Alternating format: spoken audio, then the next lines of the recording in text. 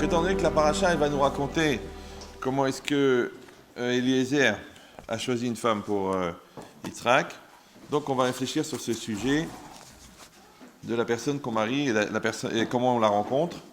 Donc, pour les gens mariés, vous avez bien compris que ce n'est pas le moment de réfléchir s'ils ont fait une erreur. Mais par contre, ça peut les préparer pour aider leurs enfants à trouver. Et pour les célibataires, puisque c'est le problème majeur qui les tourmente, donc c'est bien. En fait, c'est une Gemara dans Sota, Davbet, Amoud Aleph. Là-bas, la Gemara, elle pose la question. Elle dit qu'il y a Amar Rabbi Shmuel Rav Yitzhak, qui ava patar resh lakish besota, Amar Achi. Lorsque Rabbi Yitzhak qui commençait, Rabbi Shmuel Rav Yitzhak qui commençait la Gemara Sota, il commençait comme ça, avec ce sujet. En mezavgim lo le adam isha et la lefi ma'asav. On ne fait rencontrer un homme, une femme à un homme, que selon ses actions, les filles ma'asav. Chez Neymar, kilo yanwar shevet aracha al gora la tzadikim, parce que il ne pourra pas tomber le sort du mécréant sur le sort des tzadikim. C'est-à-dire que Hachem, il ne mélange pas les genres. Les gens bien, ils vont rencontrer des gens bien, les gens tordus vont rencontrer des tordus. Et c'est bien, comme ça, ils s'arrangent entre eux. On verra les cas personnels après. Bon, alors, après, il dit...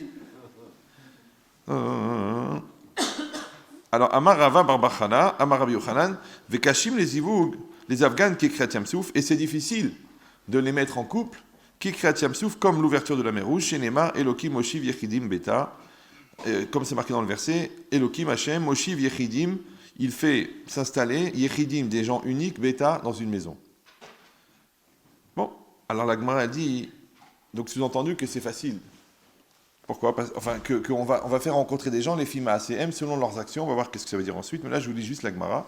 La Gemara dit Ve'a amar Viuda marav arbaim yom kodem yetzirat avlad bat kol yotzet veomeret bat pluni les pluni. Ah, pourtant, au moment où les parents ont la relation entre eux, au moment où les semences se rencontrent, il y a un ange qui prend la semence, qui l'amène au ciel devant Hachem et qui dit Tipazo mate alea, cette goutte-là, qu'est-ce qu'elle va être plus tard ?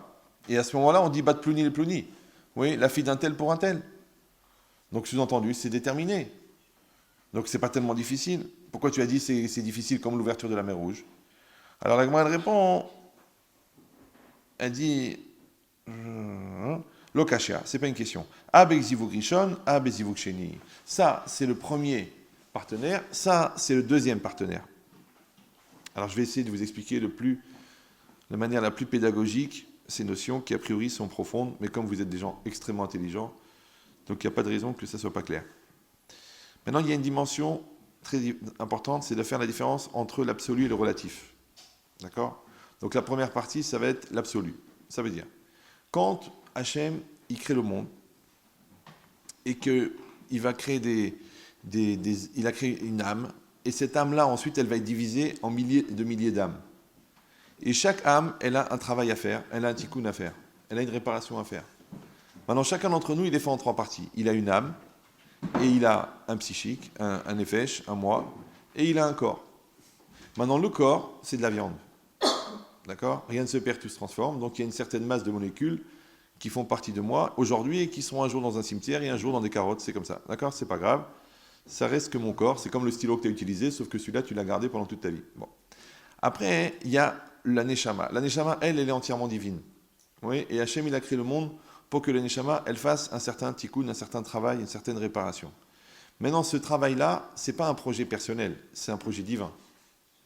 Et au milieu des deux, donc on a dit, il y a un corps qui doit traverser une certaine matière, il y a une âme qui doit faire une certaine réparation, et au milieu, il y a ce qu'on appelle le wam. En tahitien, le moi, oui, c'est le côté psychologique, le psychique, ma conscience, mes intérêts, mon vouloir, d'accord ? Ça, c'est le moi. Maintenant, attention. Je fais très très attention de bien comprendre que si je peux avoir l'illusion que mon corps c'est un peu moi, d'accord, mais que c'est pas intéressant, mais il faut savoir que mon âme c'est sûr que c'est pas moi. La preuve c'est que une âme va passer par plusieurs corps. Si une âme passe par plusieurs corps, des fois un corps d'homme, des fois un corps de femme, des fois un corps de juif, des fois un corps de non-juif, des fois un corps d'animal. C'est que les gens qui dorment debout souvent c'est qu'ils étaient cheval avant. Non, je rigole. D'accord. Vous êtes tellement sérieux, j'ai l'impression que vous y croyez. Donc, la vérité, si je mens. D'accord. Mais c'est quoi l'idée ? C'est qu'une personne, la personne elle-même, elle va passer par cette étape-là. Et elle peut utiliser une puissance extrêmement grande qui s'appelle la Neshama pour faire un travail personnel qui, par voie de conséquence, va être aussi un travail au niveau divin. C'est-à-dire que qu'on le veuille ou non, le fait de s'épanouir fait qu'on s'épanouit au niveau personnel, mais en même temps, par les mitzvot qu'on accomplit, on apporte un certain tikkun, une certaine réparation à l'âme. Qu'on soit croyant ou non, ça change rien. Oui. Donc maintenant, le problème, c'est quoi? C'est que quand dans des choix majeurs, comme par exemple la personne qu'on va épouser, il faut réfléchir qu'en même temps qu'on va rencontrer une personne, on va rencontrer une personne avec une personnalité, on va rencontrer un corps, mais on va aussi rencontrer une âme. Alors la partie physique, on peut dire qu'on est capable de voir les valeurs morales de l'autre, mais la partie psychologique, on peut dire je suis intelligent, je suis psychologue, et encore c'est bien compliqué, parce que s'ils ont une maladie cyclique dans la famille, et toutes les 4 générations, ils ont une schizophrène, tu ne peux pas le savoir. D'accord? Mais la partie Neshama, là c'est encore plus compliqué. Comment tu vas savoir avec qui tu dois te marier? Ça va? C'est difficile. C'est pour ça que dans tout ce qu'on fait, en tant que croyant, il y a une partie qui nous incombe, c'est l'effort qu'on doit fournir, mais il y a une partie qu'on sait qu'elle est entre les mains d'Hachem. Celui qui croit qu'il est assez intelligent pour scanner les 7 milliards de personnes, pour savoir dans les 7 milliards qui est la personne qu'il doit épouser, parce qu'il a testé, parce qu'il a fait des QCM, parce que... Donc tu vois bien qu'en fin de compte, tu ne maîtrises pas. Maintenant, sur la partie qui nous incombe, on doit être extrêmement intelligent, et sur la partie qui ne nous incombe pas, on doit être extrêmement croyant. Sinon, tu joues au dé. On essaye un peu 10 ans avec celle-là, 4 ans avec celle-là. Il y a des gens comme ça, ils essayent un peu tout, un peu toutes les couleurs. Ça a créé un club qui s'appelle United Color of Benetton. C'est des gens qui ont des enfants de toutes les couleurs. C'est pas grave. D'accord. Pourquoi Benetton, c'est pas juif? Donc c'est quoi l'idée? C'est que, encore maintenant, vous avez compris qu'en tant que personne, je vais avoir des choix, mais que je le veuille ou non, ce choix de personne, il va impliquer aussi un choix qui est au-delà de ma personne. Puisque ma Neshama, elle, c'est une partie divine qui vient déjà de plusieurs réincarnations et qui arrive ici avec un certain travail. Bon, alors maintenant, si c'est comme ça, au moment où les parents conçoivent l'enfant, pourquoi c'est à ce moment-là? Au moment où les deux semences vont se rencontrer, oui, la semence de l'homme et la semence de la femme vont se rencontrer, c'est à ce moment-là qu'on va décider toutes les caractéristiques de la personne, son niveau d'intelligence, sa taille, la durée de vie, l'argent qu'elle va gagner, la personne qu'elle va épouser. Pourquoi on doit tout fixer à ce moment-là? Parce qu'en fait, c'est comme si vous partez en mission. D'accord? Donc toi, tu es un agent, tu vas partir infiltrer, je sais pas moi, le KGB. Alors je vais te donner certains outils. Mais toi, tu vas aller en Afghanistan pour aller détruire je sais pas quoi, une centrale. Donc je te donne des autres outils. Et bien selon les outils, la mission que tu auras, c'est-à-dire le travail de réparation que tu auras au niveau de ton âme, automatiquement, je vais donner les outils qui sont adaptés à ça. Donc tu as besoin d'un certain QI, tu as besoin de certaines familles, tu as besoin de certaines qui tiennent compte aussi de ce que tu as fait avant. Oui, parce que toi, tu as tué 19 personnes dans la vie antérieure. Alors il faut que je te rende orphelin, comme ça tu comprends la souffrance de ce que tu as fait subir. C'est compliqué les calculs, oui.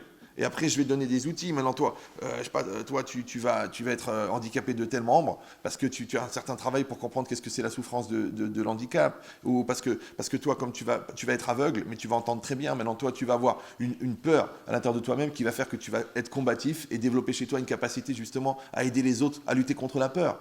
C'est-à-dire qu'en fonction de ta mission, on va te donner les outils qui sont nécessaires pour. Donc on est obligé au moment de la conception, puisque le corps, il va être le mélange de la semence de l'homme et de la femme, mais il y a aussi un acquis psychologique inné par tes parents, oui, plus les mérites des parents de tes parents et des parents des deux parents. Mais à part ça, il y a aussi le fait que Hachem, il a un projet pour toi. Ça va? Mais encore une fois, même si tu n'es pas religieux. Imagine, tu descends d'un très grand sadique, d'accord? Eh bien, mon Dieu, il t'a donné une neshama de fou. Pourquoi? Parce que le réceptacle, c'est le corps. À l'intérieur de ce réceptacle, on va mettre une âme. Et l'âme, elle a un certain travail à faire dans ce monde. Maintenant, des fois, les gens, ils ne sont même pas à la hauteur de l'âme qu'on leur a donnée.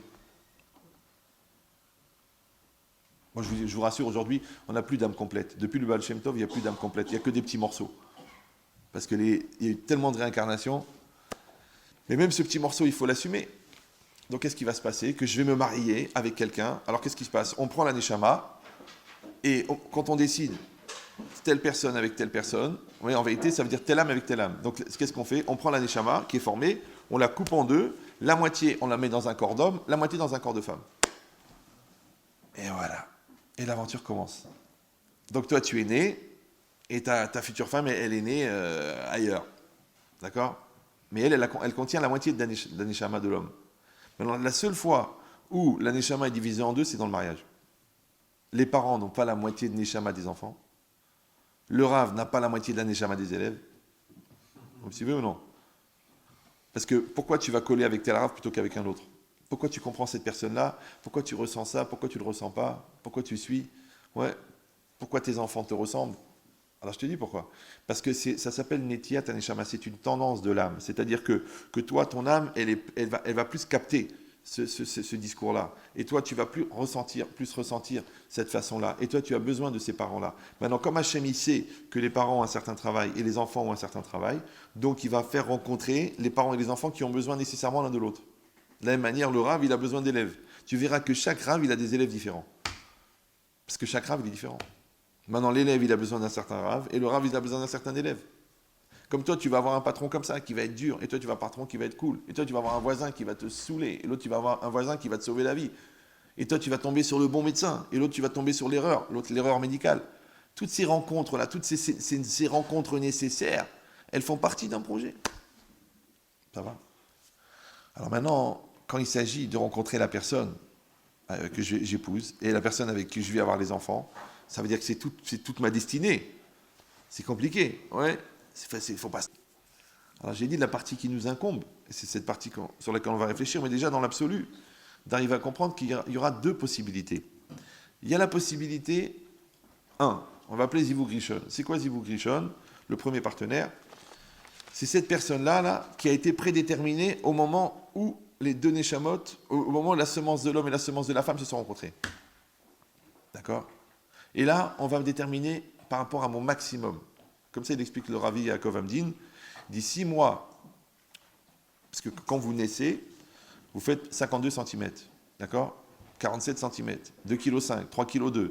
Et un jour, vous ferez 1m88, 1m95, 60 kg, 115 kg, 128 kg.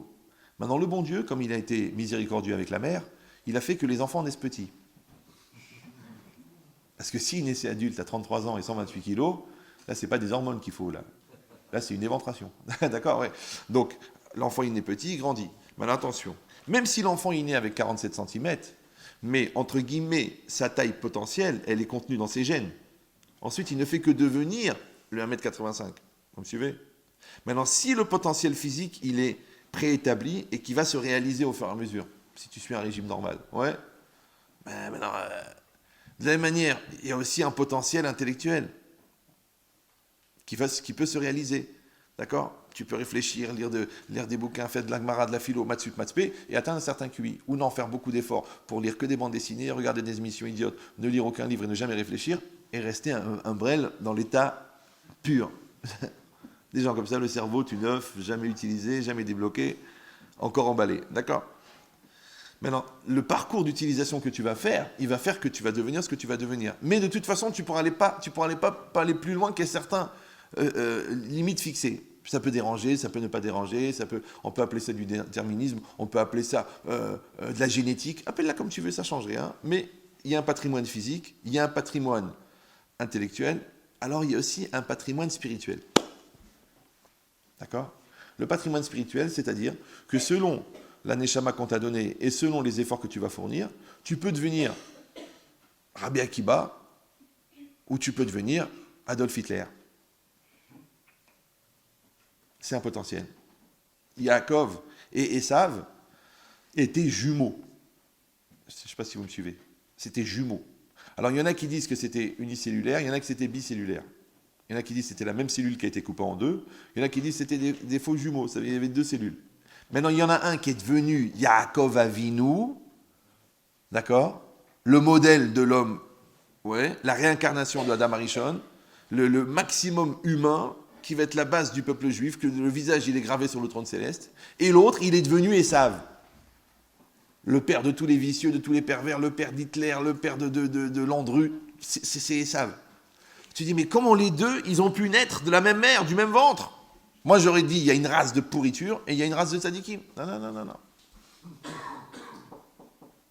Et là, je vais vous dire une chose dont je ne pense pas que vous avez la maturité de comprendre, mais je vous le dis quand même, parce qu'on est proche. De la même manière qu'à la finalité, il faut que tu arrives à un niveau de croyance qui va faire que tu comprends que le bien et le mal font partie d'un seul projet. Il faut aussi que tu comprennes qu'au démarrage, le bien et le mal, ils viennent aussi d'une seule source. Je vous l'ai dit, vous le réécouterez dans 10 ans et puis vous me direz si vous comprenez mieux. D'accord? Mais c'est quoi l'idée? Ça veut dire que Yaakov et Esav, ils viennent de la même racine. Et un, il est devenu ce qu'il est devenu, et l'autre, il est devenu ce qu'il est devenu. Ça s'appelle les dégâts collatéraux. Ça s'appelle le libre arbitre. D'accord?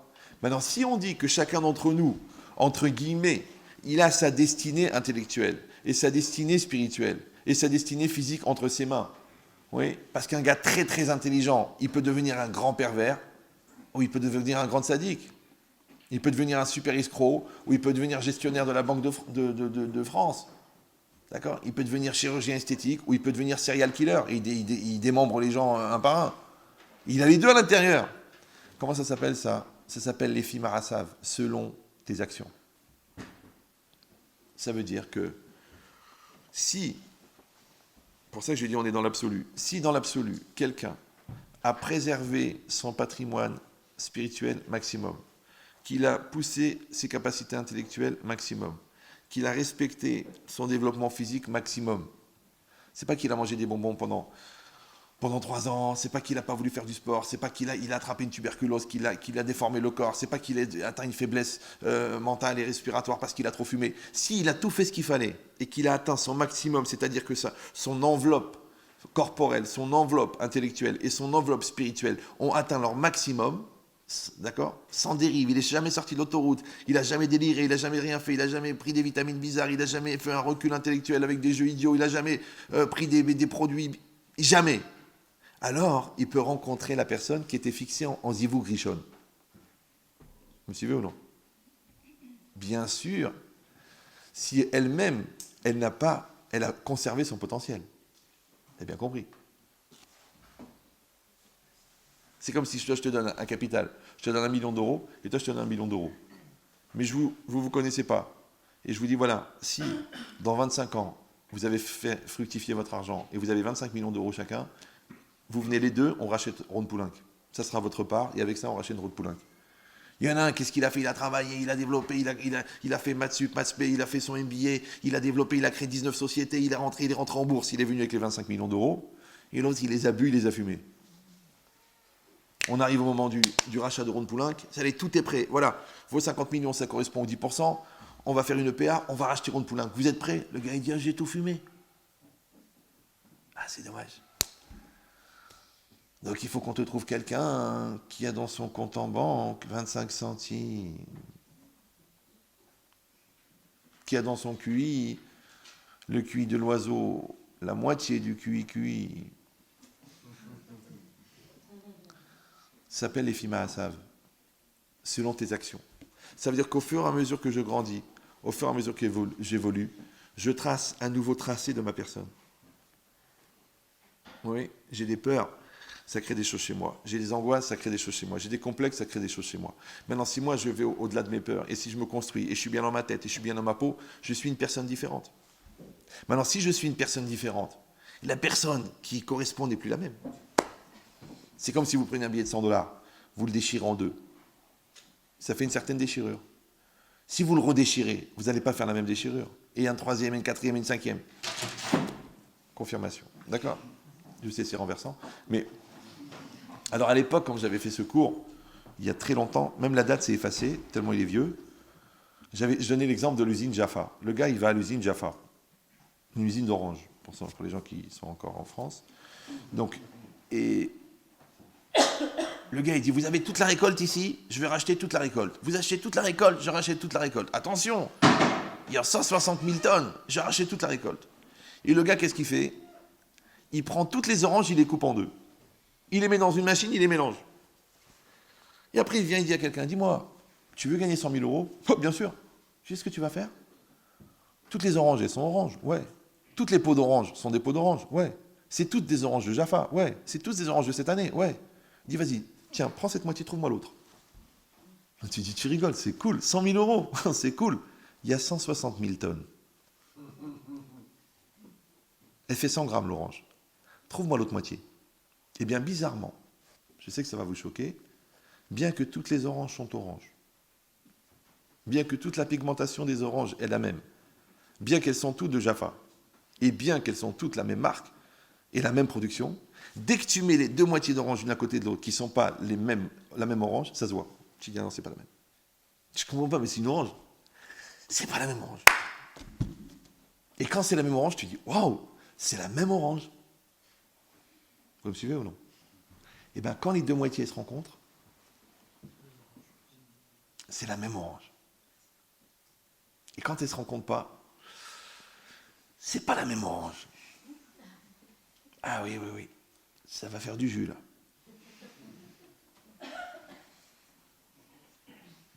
Non, détendez-vous, calmez-vous, parce que je vois déjà les calculs que vous faites dans votre tête. Je les entends, je sens là. Genre, comment je vais faire pour tester les 160 000 tonnes d'oranges? C'est dangereux pour la santé. Regardez dans quel état reviennent les produits qui sont testés par 6 millions de consommateurs. Mais je veux que vous ayez l'idée, parce que des fois, il faut connaître la vérité. Il faut connaître l'absolu pour être capable de relativiser le relatif. Mais déjà, savoir l'absolu que ça existe, d'accord? Parce que ce qu'on appelle vulgairement le coup de foudre, c'est quand les gens ils te disent « Oh, écoute, j'ai su que c'était lui, d'accord? J'ai toujours su que je me marierais avec un chiche. Depuis que je suis petit, je disais à maman, un chiche, et c'est marié avec un chiche, ouais. J'étais sûr que... Ça, c'est des choses qui sont incroyables. Encore cette semaine, une dame m'a raconté. L'histoire incroyable, je vous la raconte, hein, on est entre nous, mais je vais changer le nom quand même parce que... Elle m'a dit que en Tunisie, quand sa mère est née, elle a attrapé une fièvre très grave. Elle avait 2 mois. Et la fièvre est très très forte, très forte, très forte, très forte. Et le cœur s'est arrêté. Elle est niphtérète. Alors ils l'ont posée par terre, ils ont mis un drap dessus. Elle est morte maintenant. Et la mère, qui vient de perdre sa fille, donc qui est la grand-mère de la personne qui me parle maintenant, elle me dit que d'un seul coup, la maman, elle a levé les bras au ciel, elle s'est mise à crier, elle a dit « Hachem, c'est ma fille, tu m'enlèves ma fille !» Je ne veux pas faire. Elle a dit par le mérite de Rabbi Meir Balanès, la Emouna. Elle a dit c'est Rabbi Meir Balanès, il va sauver ma fille. Une Emouna incroyable, une croyance. À ce moment-là, il y a un monsieur qui rentre dans la pièce. On ne le connaît pas, ni Nev ni Nadan. Il voit des femmes en train de pleurer, devant un petit cadavre avec un drap dessus. Il dit mais qu'est-ce qui se passe? Il dit voilà, la fille, la fièvre, elle est morte. Il a dit prenez-la, mettez-la dans la glace. Mais c'était en 1930. Hein. Ils ont pris le bébé, ils l'ont mis dans la glace. La fièvre, elle est tombée, le cœur, il a redémarré. C'est la grand-mère de cette femme-là qui me raconte. Attendez maintenant. Ils vont pour partir. Mais monsieur, mais qui vous êtes? Qui vous êtes? Maintenant, d'où il sort celui-là? C'est qui? Il dit à mon avis. D'où il vient? On lui a demandé à personne. Il a ouvert la porte. Il a dit mettez-le dans la glace. Le cœur, il redémarre. Ils lui ont demandé qui vous êtes. Qu'est-ce qu'il a dit le gars? Il a dit par exemple David Chichportiche. Bon, c'est pas le nom qu'il a dit, d'accord, mais je ne vais pas dire le nom. Il a dit David Chichportiche. Bon, il est parti. Et bien, cette femme-là, là, qui était morte et qui est revenue, 20 ans après, elle a épousé un David Chichportiche. Je ne sais pas si vous... Qui était né 1 an avant. Alors je sais qu'il y en a qui sont sceptiques. C'est pour ça qu'on prend des antiseptiques d'ailleurs. Ouais. Il faut avoir la émouna que Akadosh Baruch Hu, il a refait vivre cet enfant parce qu'il doit se marier avec ce monsieur-là. Son partenaire. C'est de sa moitié de Neshama. Rabbi Meir Balanès, il fait ça. Ça redémarre. Le bébé qui vient de naître, ne pas me dire qu'il s'est bien conduit, c'est mal conduit. Ouais. Ce monsieur, il ne s'appelait pas comme ça. Ou même s'il s'appelait comme ça, on lui a dit, attention, plus tard, cette personne-là, elle va épouser cette personne. Et c'est ce qui s'est passé, ils ont épousé. Ils sont mariés ensemble. Et la femme qui me raconte, elle est née de ce couple-là. D'accord? Donc c'est quoi l'idée? C'est juste pour vous montrer, juste une image de qu'est-ce que ça veut dire que quand des gens, ils sont faits l'un pour l'autre. Ils sont faits l'un pour l'autre. Oui, c'est pas possible. Pourquoi? Parce que c'est tellement compliqué de mettre ensemble des gens. Déjà, l'homme et la femme, déjà, ils ne sont pas du même sexe. C'est très, très important, parce qu'aujourd'hui, c'est remis en cause. Donc, il faut le confirmer. D'accord? Deuxièmement, ils ne sont pas de la même famille. Ça serait tellement plus simple d'épouser ta sœur ou ta mère. Ouais. Ensuite, ils n'ont pas la même culture. Ils ne sont pas de la même région. Ils ne sont pas du même niveau intellectuel. Après, ils n'ont pas la même sensibilité. Ils n'ont pas la même approche. Ils n'ont pas la même finesse. C'est tellement compliqué. C'est tellement compliqué. Pour vous dire, quand j'avais 17, 18 mois, j'ai réfléchi pendant 2 mois à la communication, j'ai renoncé. Je dis c'est impossible. C'est impossible de communiquer, parce que communiquer, ça veut dire commun c'est comme un. Quand tu dis quelque chose, l'autre il a 23 filtres de de détruire ce que tu dis. Tu m'angoisses, tu me stresses, tu te prends pour qui, tu me saoules, j'aime pas tes mots, ta façon de t'exprimer, j'entends pas ce que tu me manipules. Donc quand tu me parles sans mots, il y en a deux qui arrivent. Comment on va se comprendre? Alors j'avais renoncé. Et ça, c'est que pour communiquer. Je t'ai même pas parlé de se marier.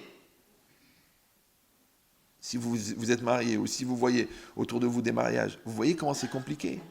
Mais comment c'est de la folie, les malentendus, les stress, les angoisses, les nerfs, les trucs, le regarder ailleurs, la construction, le shalom bayit. C'est une explosion nucléaire qui recommence. Tu dis ça pète une fois et c'est tout. Non, non, non, ça recommence et ça.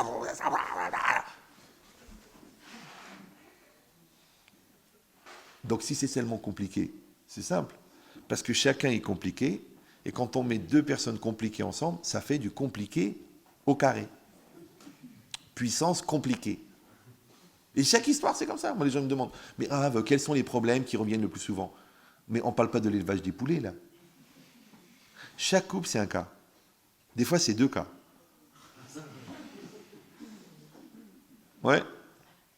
Donc, c'est quoi l'idée? C'est que c'est un travail. Maintenant, Hachem, qu'est-ce qu'il a dit? Il a dit, on va mettre ensemble deux personnes. On va les mettre ensemble. Mettre ensemble deux personnes, ça veut dire mettre ensemble deux personnalités, ça veut dire mettre ensemble deux destinées, ça veut dire deux potentialités, ça veut dire mettre ensemble deux intimités. Combien de problèmes avec l'intimité?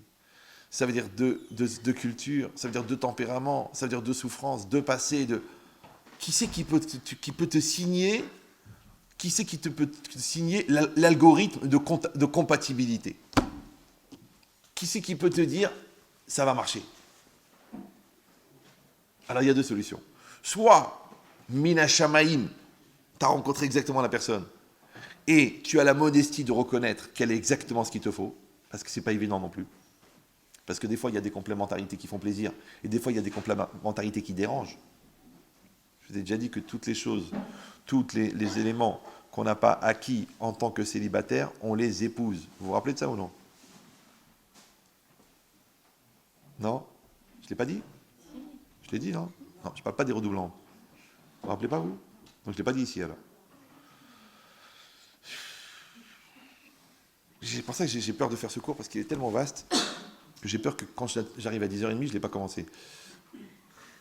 Alors, je répète le principe. La vie, c'est comme un diplôme qu'on obtient en 4 ans. Il y a 4 années de fac. Première année, il faut obtenir 5 UV. Deuxième année, 10 UV. Troisième année, 6 UV. Quatrième année, 4 UV. Maintenant, si la première année, sur les 5 UV, tu en as eu 2, donc il t'en manque 3. Donc la deuxième année, comme il en fallait 10, maintenant il t'en faut 13. Maintenant, sur les 13, manque de peau, tu étais amoureux cette année-là, tu en as réussi 1, il t'en manque 12. La troisième année, il n'y en avait que 5, mais toi, ça t'en fait 17. Super. C'est quoi la première année? C'est le célibat. Quand tu es célibataire, il y a un certain nombre d'UV, d'unités de valeur, ouais, pas de capacité à te bronzer, que tu dois atteindre. Tu dois trouver ton équilibre, tu dois atteindre ton potentiel intellectuel, tu dois être mariable, tu dois avoir réglé tes névroses, tes angoisses, tes stress, tes malaises, le lien avec l'argent, avec les parents. Normalement, tu dois avoir une silhouette psychologique complète avant le mariage. De base. On t'a pas dit d'être le grand sadique, mais d'être normal. C'est important, ouais. Tout ce que tu n'as pas acquis en tant que célibataire. Ne t'en casse pas la tête, tu vas l'épouser. Ça va? C'est-à-dire que le gros menteur, the menteur de menteurs, où il va rencontrer quelqu'un qui ne ment jamais, et ça va être l'enfer. Ou il va rencontrer quelqu'un qui ment plus que lui, et ça va être l'enfer. Ça va? Pourquoi? Pour qu'il répare son problème de mensonge qui aurait dû être réglé en tant que célibataire. Le coléreux, soit il va rencontrer quelqu'un qui l'énerve, soit il va rencontrer quelqu'un tellement calme qu'il ne va pas pouvoir. Ouais. Celui qui est qui est intolérant, il va épouser une hypersensible. Ouais, que si la pousse, elle va faire un infarctus. Donc il va être obligé d'apprendre à vivre avec des pincettes. Vous avez compris? C'est-à-dire que tout ce que tu n'as pas acquis en première année, en célibataire, tu l'épouses. Et si quelqu'un va dire « Ouais, c'est un peu facile, c'est une vision de cauchemar, et moi ça me saoule, et peut-être que c'était pas ça, et on s'est marié trop vite », d'accord, alors écoute-moi bien. si tu peux tricher sur ton partenaire, tu ne peux pas tricher sur la 3e année. Ce que tu n'as pas acquis avec ta femme et que tu n'as pas acquis personnellement, tu l'accouches. Et l'accouchement, tu ne peux pas tricher. Tu ne peux pas dire à un enfant, il est beau comme moi, il est bête comme ma femme. C'est fini, la génétique, baba. C'est ça la génétique. Quand il y a de la gêne, il n'y a plus de plaisir. Donc l'enfant, il a 2 défauts majeurs. Le premier défaut, c'est qu'il te ressemble. Le deuxième défaut, c'est qu'en grandissant, il te ressemble de plus en plus. Maintenant, soit tu vas te confronter avec l'enfant et tu vas dire, allez, ça me concerne, c'est mon fils, c'est ma fille, et je vais travailler, je vais grandir. Et tu vas voir que les gens qui s'occupent de leurs enfants évoluent personnellement au-delà du fait qu'ils font évoluer leurs enfants. Comme les gens qui s'occupent de leur couple évoluent personnellement au-delà du fait qu'ils évoluent dans leur couple. Parce qu'en fin de compte, tout ça, ce sont des invitations à être. Maintenant, moins tu comprends bien, plus on t'explique bien. Ça va? Eh bien, quand toi, tu vois que tu trouves que l'image, elle est floue parce qu'elle est trop éloignée, alors on rapproche le miroir. Alors là, le miroir, tu l'as épousé. Et là, le miroir, tu l'as accouché. Tu te dis, mais c'est quoi, mais ça veut dire quoi? Mais non, peut-être que moi, je suis bien et qu'il est comme son père. Mais vous l'avez fait à 2. Je rappelle que l'Immaculée Conception, c'est arrivé qu'une fois. Et on n'a eu que des problèmes. Donc, il y a une part de toi, une part de moi. Maintenant, celui qui est malin, il se construit, oui, avant de rencontrer la personne. Et et les couples qui sont malins, ils se travaillent avant de concevoir. Parce que, quand la flèche, elle est partie, tu peux regretter, tu peux pleurer, tu peux faire tes chouvas. Mais la flèche, elle est partie. Et maintenant qu'elle est arrivée dans le front du mec, t'as beau dire, je m'excuse, mais le gars, il a une flèche. Le coup est parti tout seul, mais le gars, il est mort. Non, mais c'était une mise en scène de Pourim. Non, mais là c'est une banque que tu as attaquée, là. Non, mais on s'habille en clown, on vient avec des armes. Franchement, on ne savait pas qu'elles étaient chargées. Tu vas faire 20 ans, si tu n'es pas abattu en sortant de la banque. Mais on voulait rigoler. Mais non, baba, tu rigoles pas avec la semence, parce que ça génère des enfants. Tu rigoles pas avec la parole, parce que ça génère des conséquences. Tu rigoles pas avec les coups, parce que ça génère des névroses. Ça veut dire qu'un jour ou l'autre, si Dieu veut, bliné d'air, tu vas comprendre que tes actes, ils proviennent de toi. Alors jusqu'à quel âge tu peux te déresponsabiliser de ce que tu produis toi-même? Ça va? Voilà, c'est bien. Alors si c'est comme ça, ça veut dire qu'on a dit Zivug Rishon, que la personne, si elle a gardé son potentiel spirituel maximum, elle peut épouser la personne qui a été fixée au départ. Si elle ne l'a pas fait, d'accord? Encore une fois, c'est pas forcément qu'elle a fait des avérotes, qu'elle a fait des bêtises. Ça peut qu'elle n'a pas atteint son niveau, ça peut être qu'elle s'est entêtée à ne pas comprendre, ça peut être qu'elle s'est accrochée, ça peut être qu'elle n'a pas profité des cours qu'on lui a donnés, elle n'a pas été au Talmud Torah, elle a grandi. Ils ont été mutés de Oran à Brive-la-Gaillarde. Ouais. Alors que eux, les autres, les parents de la fille, ils ont fait l'Aliyah, ils sont installés à Jérusalem. Donc maintenant, ils se rencontrent les deux dans un salon du chocolat cachère. Lui, il représente la société du port. Et elle représente Elite, une agence très connue spécialisée dans le chocolat. Bonjour. Et il la voit comme ça. Il dit. Alors elle dit, bon voilà, donc voilà notre gamme de chocolat Elite. Elle dit, je vous ai attendu depuis 20 ans. Non, écoutez, le salon ne dure que 2 jours. Hein. Je ne pense pas qu'on... Je sais que c'est vous. Ça s'appelle le coup de foudre. C'est ça le coup de foudre, ça existe. Non, les gens disent, ouais, c'est au cinéma. Non, le coup de foudre existe. C'est quoi le coup de foudre? C'est un arc électrique qui s'établit entre 2 neurones. Comme quand tu mets deux morceaux d'aimant, tu casses un aimant, tu le casses en 2, tu le mets là, les 2 morceaux, ils font... Ils s'attirent. C'est des aimants. Maintenant, ça, je vous dis la vérité, au niveau physique, métaphysique, psychotechnique, c'est difficile à comprendre. Ouais, c'est des phénomènes. C'est pas grave, on ne peut pas tout comprendre. On dit, oui, c'est pas évident, ça veut dire quoi? Donc, le coup de foudre existe. Je ne parle pas maintenant des gens qui ont 3 coups de foudre par jour. Ça n'a rien à voir, ça s'appelle des courts-circuits. C'est des gens qui ont dénudé les fils trop tôt. Donc, le courant passe, mais pas de manière contrôlée. Je ne sais pas si vous... Voilà, c'est bien. C'est pour ça que ouais, me fait péter les plombs. C'est normal. D'accord. Maintenant, c'est comme quand vous êtes dans un stade, par exemple, et il y a 80 000 personnes qui sont en train de regarder le foot, perdez le foot, mais vous sentez qu'il y a quelqu'un qui vous regarde. C'est bizarre, non? Tout le monde est en train de regarder le foot, et tout le monde s'en fout des gens qui sont à côté d'eux, ouais. Et tu fais comme ça, et tu sens qu'on te regarde, et tu cherches, jusqu'à ce que tu croises le regard. Ou tu es dans une gare, dans un aéroport, et des fois c'est compliqué parce que la personne elle est dans ton dos, mais tu sens qu'on te regarde. Alors de la même manière qu'il peut s'établir des liens comme ça, entre les volontés, il peut s'établir des liens entre les consciences, et bien il s'établit des liens entre les neshamot. D'accord? D'accord, c'est comme ça. Maintenant, ne me demandez pas d'expliquer comment ça marche. Tout le monde sait que ça existe, et c'est pas parce qu'on n'a pas une explication rationnelle que ça veut dire que c'est faux. Parce que si tu penses que ce que tu ne comprends pas est faux, vu que tu comprends rien, donc tout est faux. D'accord? Donc maintenant, qu'est-ce qui se passe? La personne, elle voit cette personne. Maintenant, le problème, c'est que même si le coup de foudre, il existe, mais il faut être adapté. Oui, c'est comme le gars, il dit, bon, monsieur, on va vous brancher. Alors, on va vous brancher le DF. Le gars, il dit, mais c'est pas possible, il y a un trou par terre. Il dit, allez, on est là. Il y a toute l'équipe de DF, on est là, monsieur. On a tiré le câble jusqu'à vous. Voilà, vous avez acheté le terrain à Champigny, les mortels. Alors, il n'y a rien autour, on a amené le câble. Allez, 33 km de câble pour vous brancher. Et le gars, il dit, mais monsieur, mais moi, on en est au projet pour l'instant de pavillon. Ça va? Alors, des fois, malheureusement, la personne, elle est là. Oui, mais toi, t'es pas là.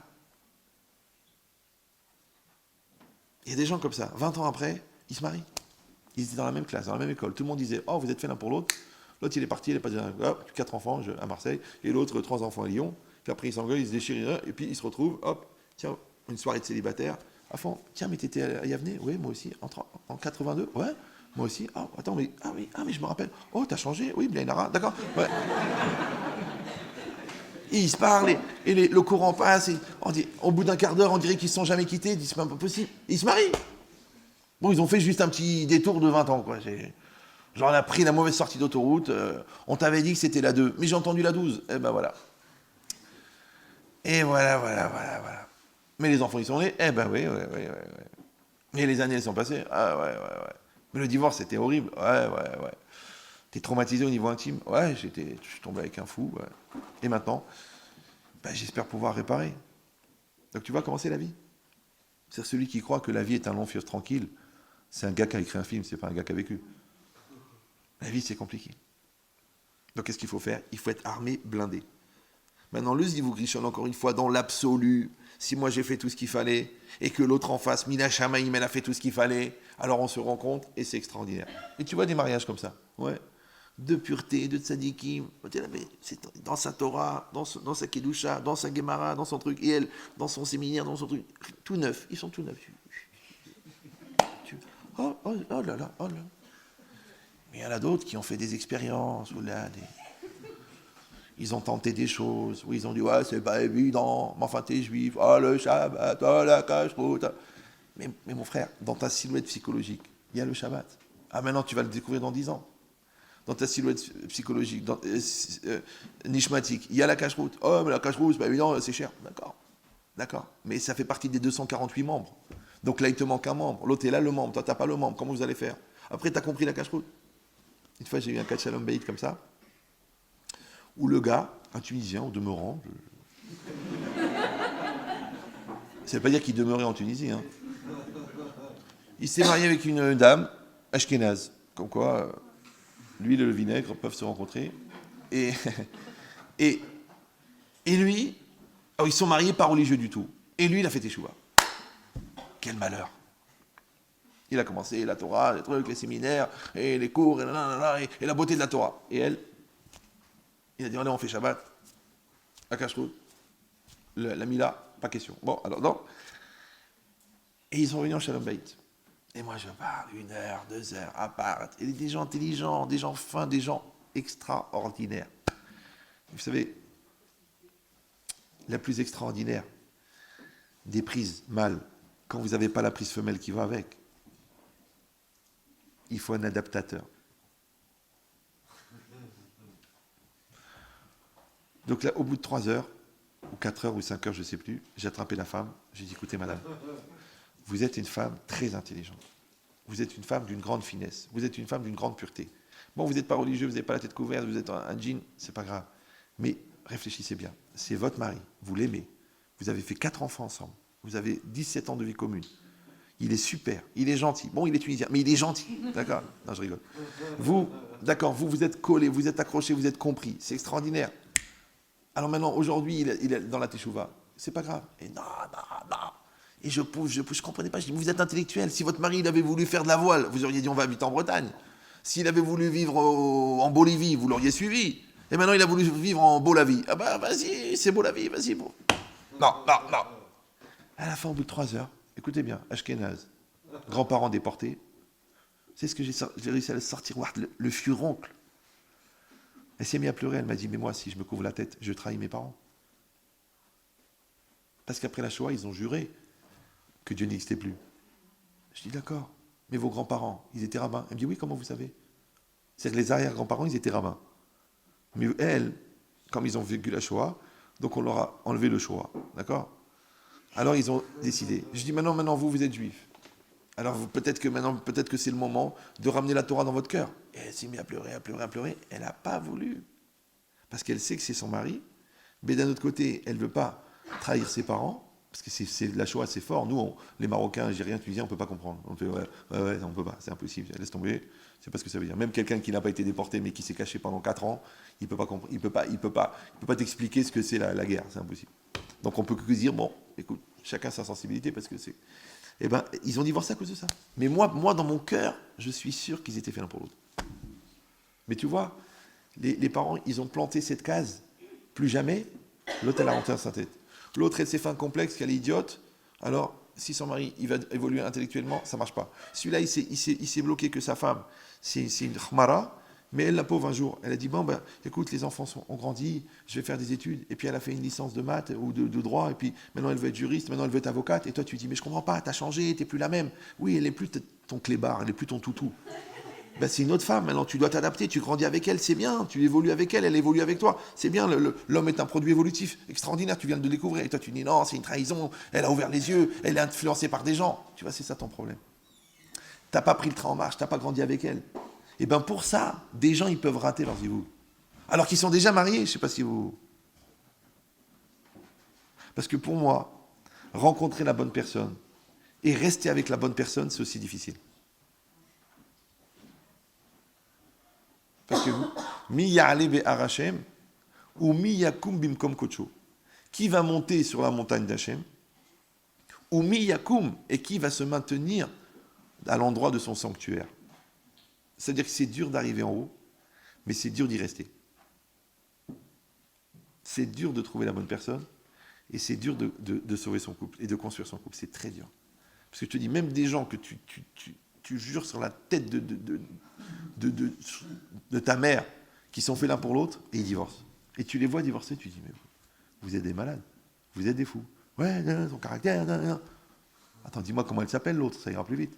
Ouais, vous comprenez rien, et j'ai changé. Mais non, t'as ta petite crise de la quarantaine. D'accord, ça va passer, c'est une charnière.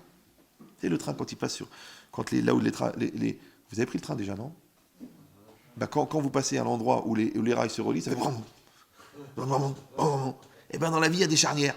Il y a une charnière qui s'appelle 10 ans de mariage. Il y a une charnière qui s'appelle la quarantaine. Il y a une charnière qui s'appelle l'accouchement du dernier. Il y a une charnière qui s'appelle la ménopause. Et bien le couple, il passe des charnières. Il passe. Ah non, toi, t'arrêtes à la charnière, toi. L'autre, elle a eu son bébé, elle dit non, c'est fini maintenant, tu me touches plus.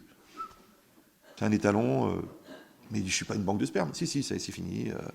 Bon, elle ne dit pas comme ça, mais elle s'occupe des enfants. Elle dit, laisse-moi tranquille, j'ai mal à la tête, tu me saoules, va travailler. Eh ben, si t'en as besoin, et puis t'es obsédé, eh ben, trouve quelqu'un. Tu savais pas, toi, que t'étais had parmi. T'étais un... Comment on dit en hébreu? En français? Les jetables. On t'a utilisé, on a pris ta semence et maintenant tu dégages. Tu peux rester si tu veux, mais tu vois que tu payes le loyer. Je vous dis, les couples, c'est vol au-dessus d'un nid de coucou. Vous n'avez pas vu le film? C'est incroyable. Des fois, tu dis que tu es dans un asile ou tu parles avec des gens. Donc ça veut dire que c'est compliqué. Ça ne veut pas dire que c'est foutu. Hein. Je dis pas ça pour décourager les célibataires, ils n'ont pas besoin de moi. Bon. Ouais. Non, je dis ça pour comprendre qu'il faut y aller armé, qu'il faut y aller avec de la bonne volonté et qu'il faut y aller avec l'aide d'Hachem. Parce que pas armé, sans bonne volonté et sans l'aide d'Hachem, on a déjà les statistiques. Non, c'est pas la peine. Tu vois le nombre de divorces, tu as compris ce qui se passe. Mais l'échec du divorce, c'est pas qu'un échec de couple, c'est aussi un échec personnel. Donc si c'est un échec personnel, ça veut dire qu'il y avait un travail personnel à faire. Pendant que vous êtes avant, encore une fois, j'ai dit les mariés, vous pensez pour vos enfants, vous ne pensez pas à vous. D'accord? Mais les gens pas mariés, vous êtes avant. Alors je te dis, il y a les films Mazalo, c'est ça, c'est le premier zivoug, dans le cas où on a dit où tout le potentiel a été parfait, a été maintenu et réalisé. Mais il y a le deuxième, c'est-à-dire les trois quarts d'entre nous, s'appelle Zivoug Sheni. Zivoug Sheni, c'est quoi? C'est les filles Marasav. Les filles Marasav, c'est que tes actions, que tu le veuilles ou non, tous les choix que tu fais, toutes les rencontres que tu optimises, créent chez toi un relief, et ce relief-là, automatiquement, il crée la deuxième moitié de billet. Ça va? Donc si ton relief évolue, on ne peut plus mettre cette moitié de billet. Il faut qu'on trouve une autre moitié de billet, il faut qu'on trouve une autre moitié d'orange qui correspond à ta moitié. C'est ça le principe de la basket avec l'empreinte. Vous vous rappelez? Non plus?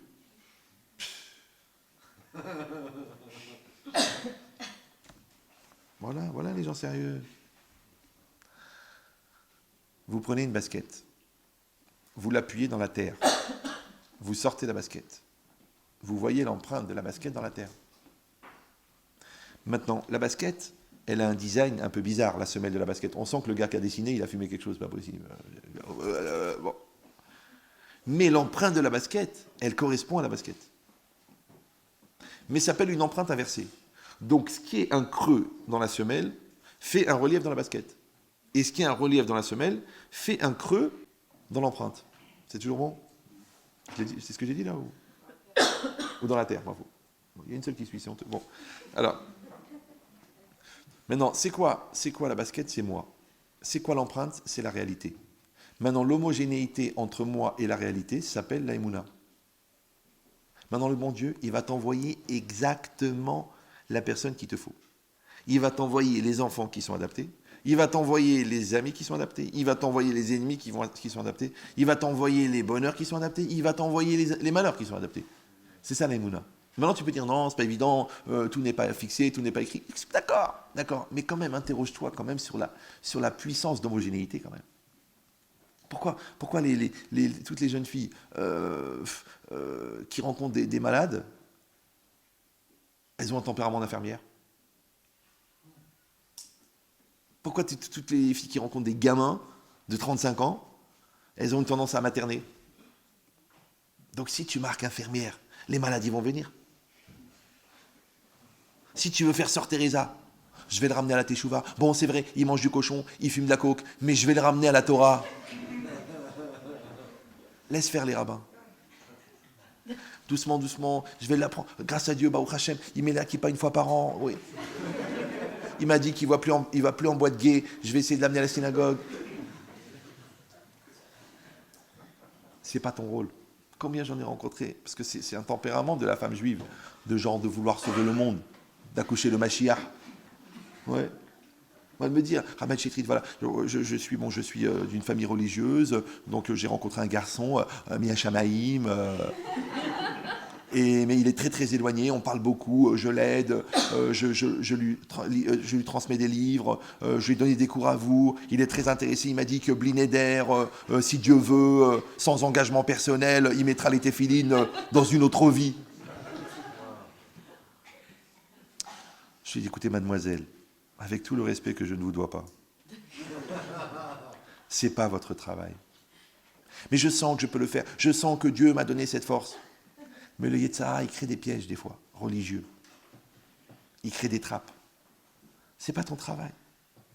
Tu vois que le gars, il veut faire tes chouvas, et justement, il s'adresse à toi, à cause de tes qualités morales. Tu lui dis, voilà le numéro du Rav, voilà le cours, voilà le truc, va lui poser tes questions. Toi, tu dis, non, je vais l'aider, je vais l'accueillir, je le reçois pour Shabbat. Et puis on se lie l'un à l'autre, et puis on ressent des choses. Et puis maintenant, on a des sentiments, et puis maintenant, on est accroché. Et puis maintenant, il faut qu'on dise à nos parents qu'il faut qu'on se marie. Et c'est maintenant que tu as découvert que sa mère est Goya.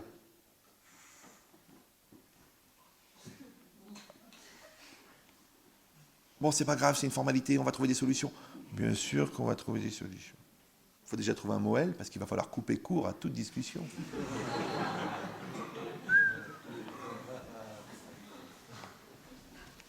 Mais après, tu réfléchis, tu dis, mais enfin, Elisheva, que fais-tu dans cette galère? Pourquoi tu es là en train de t'engueuler avec tes parents, en train de te stresser avec eux, en train d'essayer de prouver que c'est un gars bien, alors que tu vois bien que le gars, il est en train... Pourquoi il a une carte bleue alors qu'il n'a pas de compte? Pourquoi le tabac prisé qu'il utilise, il est blanc?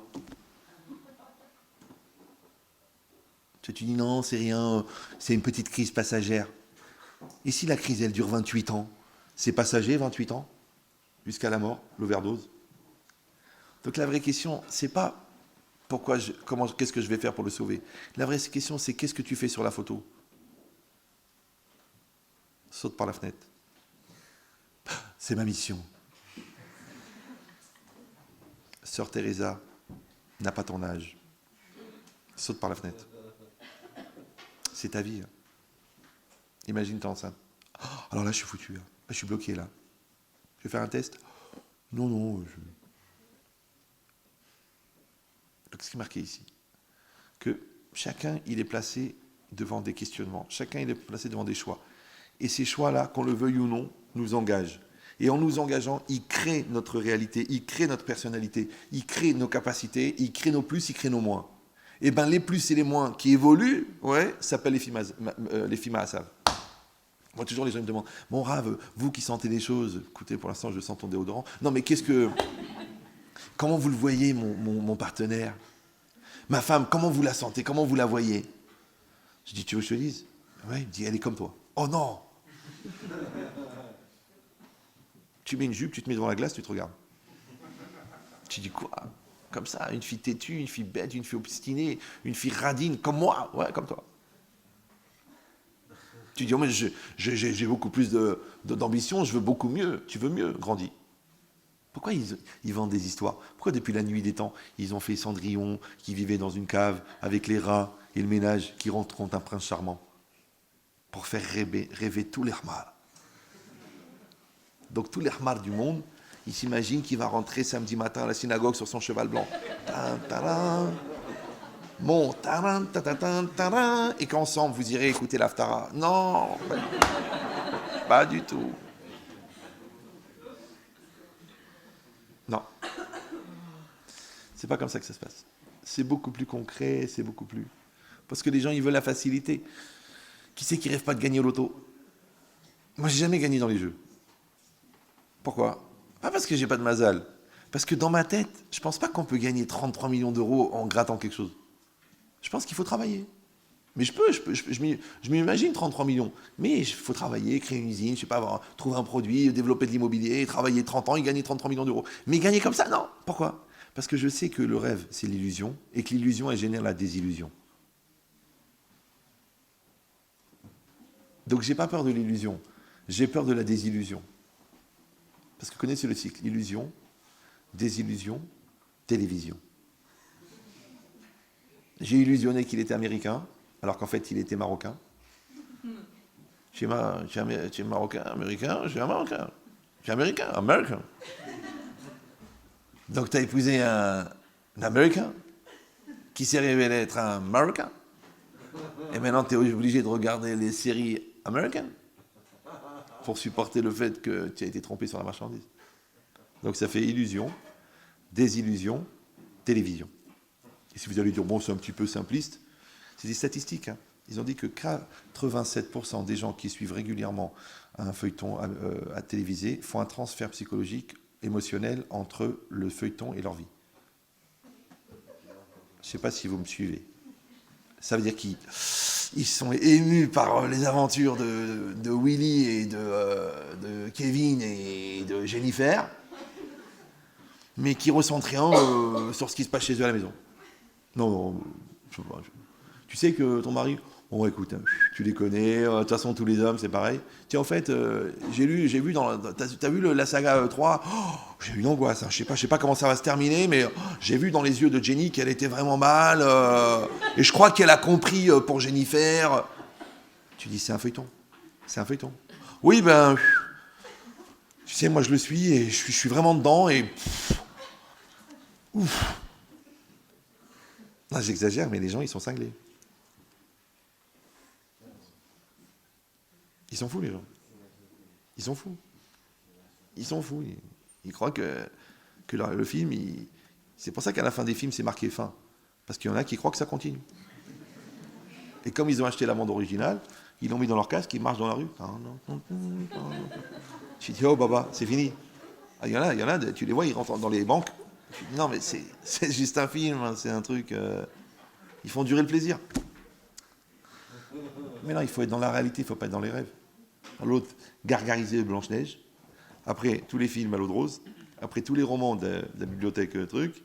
Et puis après, l'autre, il va arriver. La, la. Il y en a qui se mettent à la fenêtre comme ça.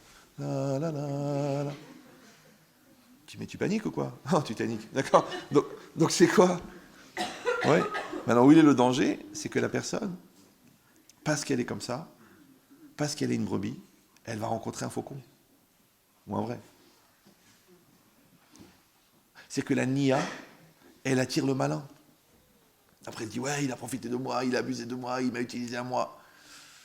Je vous ai déjà dit 1 million de fois que si vous voulez réfléchir à la culpabilité du bourreau, il faut d'abord que vous réfléchissiez à la complicité de la victime.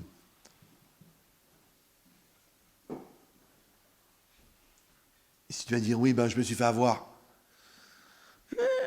Une semaine, tu peux te faire avoir. Mais 4 ans. Il va changer, il va me demander, il m'a promis, c'est comme si on était déjà mariés. 4 ans.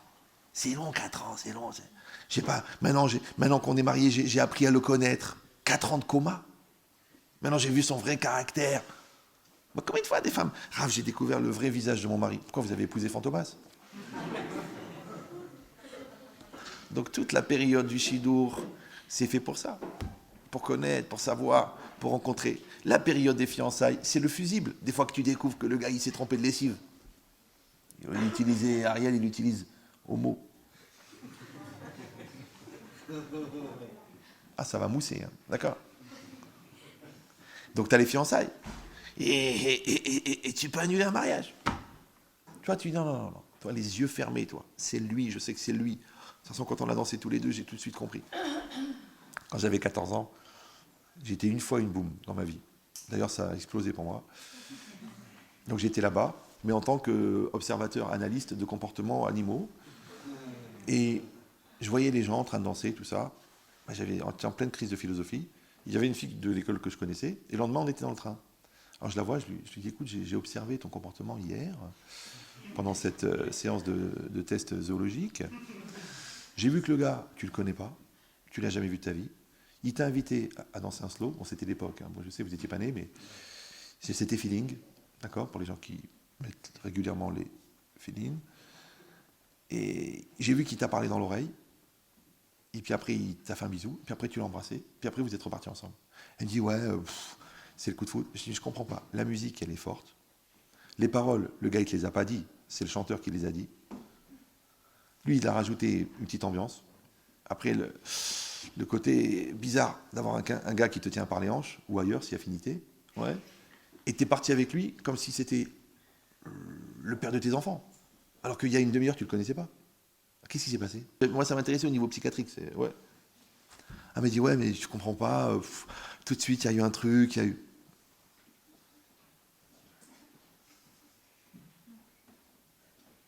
Vous comprenez ce que je dis ou... Ça arrive tout le temps, ça. Tu vas en boîte de nuit, il y a un boucan. Ouais.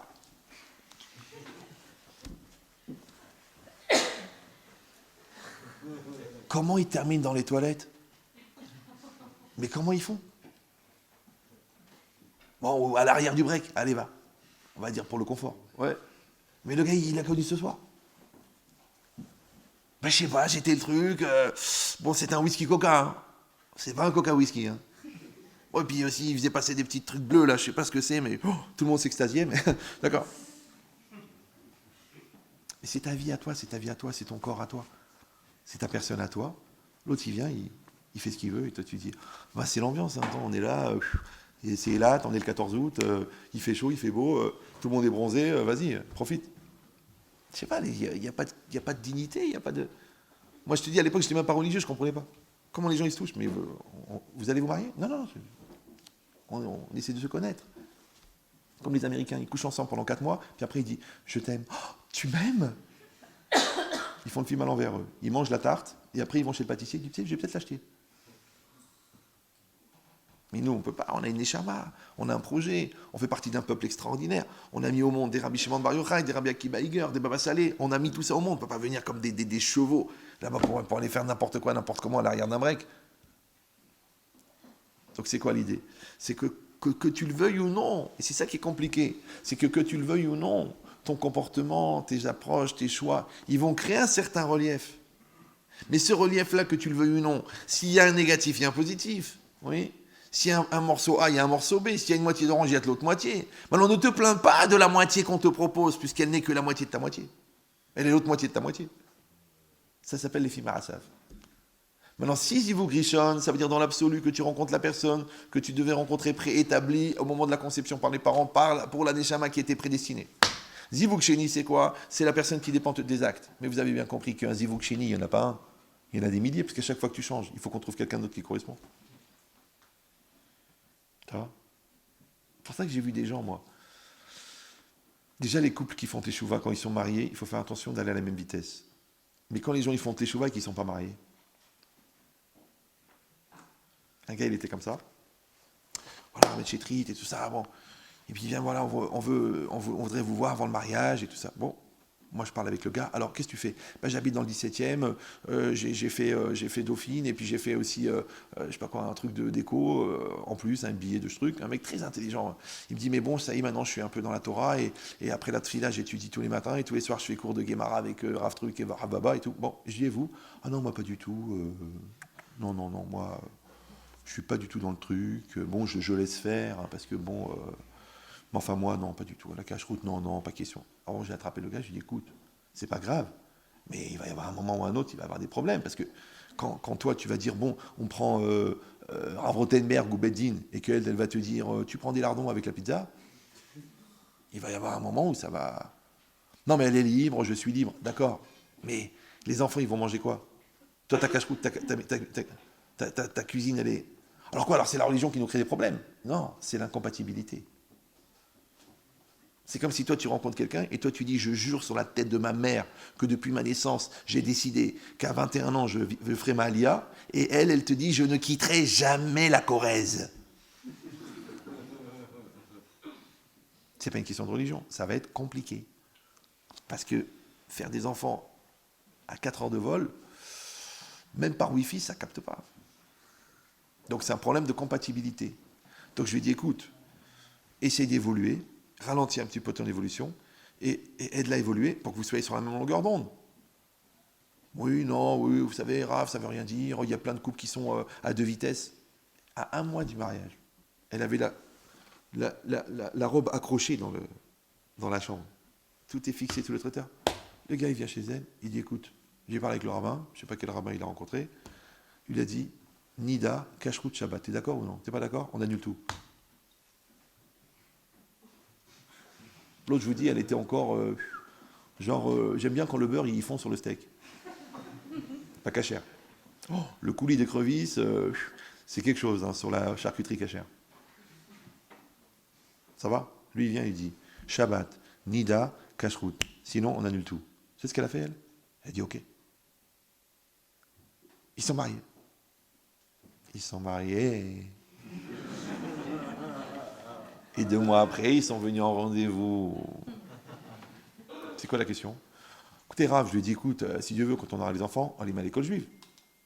C'est normal, non? J'étudie tous les matins, j'ai la kippa sur la tête, je suis ingénieur, mais je respecte la cache-route, et je fais Shabbat et les fêtes. Alors elle a dit, et vous, qu'est-ce que vous dites? Elle m'a dit, moi, monsieur le rabbin, vous posez la question à moi? Je dis, ah ouais? Elle me dit, Shabbat, Nida, cache-route. Tu m'as demandé, je l'ai fait. Non, mais je pensais que ça allait évoluer. Tu penses ce que tu penses, mon frère. Eh bien, ils ont divorcé. Lui, il s'est marié avec une super religieuse. Il est à Bnei-Brak maintenant. Il a 4 enfants. Il est super religieux. Elle, je ne sais pas ce qu'elle est devenue. Mais tu vois, c'est du gaspillage. C'est du gaspillage. Maintenant, peut-être qu'ils étaient compatibles en faisant un travail. Ouais. Peut-être que non. Peut-être qu'ils auraient été très heureux en n'étant pas religieux. Peut-être qu'ils auraient été très heureux en étant religieux. Mais en tout cas, ils n'étaient pas compatibles. Alors qu'est-ce que tu veux maintenant? Toi, tu veux faire coller une moitié d'orange avec un carburateur de Jaguar? que les deux ont de la valeur. Tu prends un carburateur de Jaguar, tu le coupes en deux, tu prends une moitié d'orange et tu dis waouh, tu as vu comment c'est beau. Mais je rappelle que le jus de carburateur s'appelle une vidange, ou plus vulgairement une kaela, d'accord? Non, je rigole, d'accord? Donc, c'est pas adapté. C'est pas adapté. Et bien, que tu le veuilles ou non, lui, le gars, c'est vrai qu'il était d'une famille pas religieuse, mais il a eu le malheur de faire teshuva, ou le bonheur, ça dépend comment tu le regardes. Et quand il a évolué, il aurait dû se dire, eh ben, qu'est-ce que je fais avec eux? Et le contraire aussi, ici, là, ici, là. Ouais. La fille, elle vient. Un shawarma. Raman Chetrit, voilà, c'est la première fois que je viens à votre cours. Oh, vraiment, c'est beau, c'est puissant, c'est magnifique. Voilà, je voulais vous dire, je suis avec un garçon. Bon, alors, c'est un Barour Yeshiva. Un quoi? Un Barour Yeshiva. Alors, je lui dis, mais c'est quoi un Barour Yeshiva? Il dit, bah, il étudie à l'Yeshiva, la Gemara, le Humash. Je lui dis, mais il a un costume, ouais. Il dit, il a un chapeau, ouais, monsieur, monsieur. Ouais. Bon, je ne vous dis pas dans quel Yeshiva il est, bon. Et alors, ben voilà, donc maintenant, on se pose des questions pour notre avenir, pour notre mariage. Je dis, attendez. Comment vous avez fait là? C'est un papillon et un Doberman. Là. Qu'est-ce qu'il... Elle dit non, parce qu'il m'a dit qu'il me ramène à la Torah, doucement, il m'explique plein de choses. Alors je lui fais genre, question vicieuse, vous vous touchez? Ah oui, mais il m'a dit c'est l'Yetzerara. Mais vous vous touchez? Ah, on se touche bien, hein. Ouais. Oh, il a touché le pactole, le gars. Je dis, mais ça vous étonne pas qu'un gars comme ça, que la Torah, il est avec vous? Je dis, pourquoi? Genre, j'ai oublié de mettre le haut. Ça va pas, non?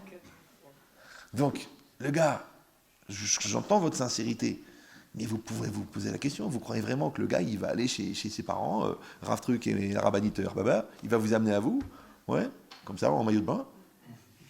Il va dire, voilà la Kala, il va dire, mais attends, il manque un morceau. Comment tu vas faire? Elle me dit, quoi, alors vous croyez qu'il abuse de moi?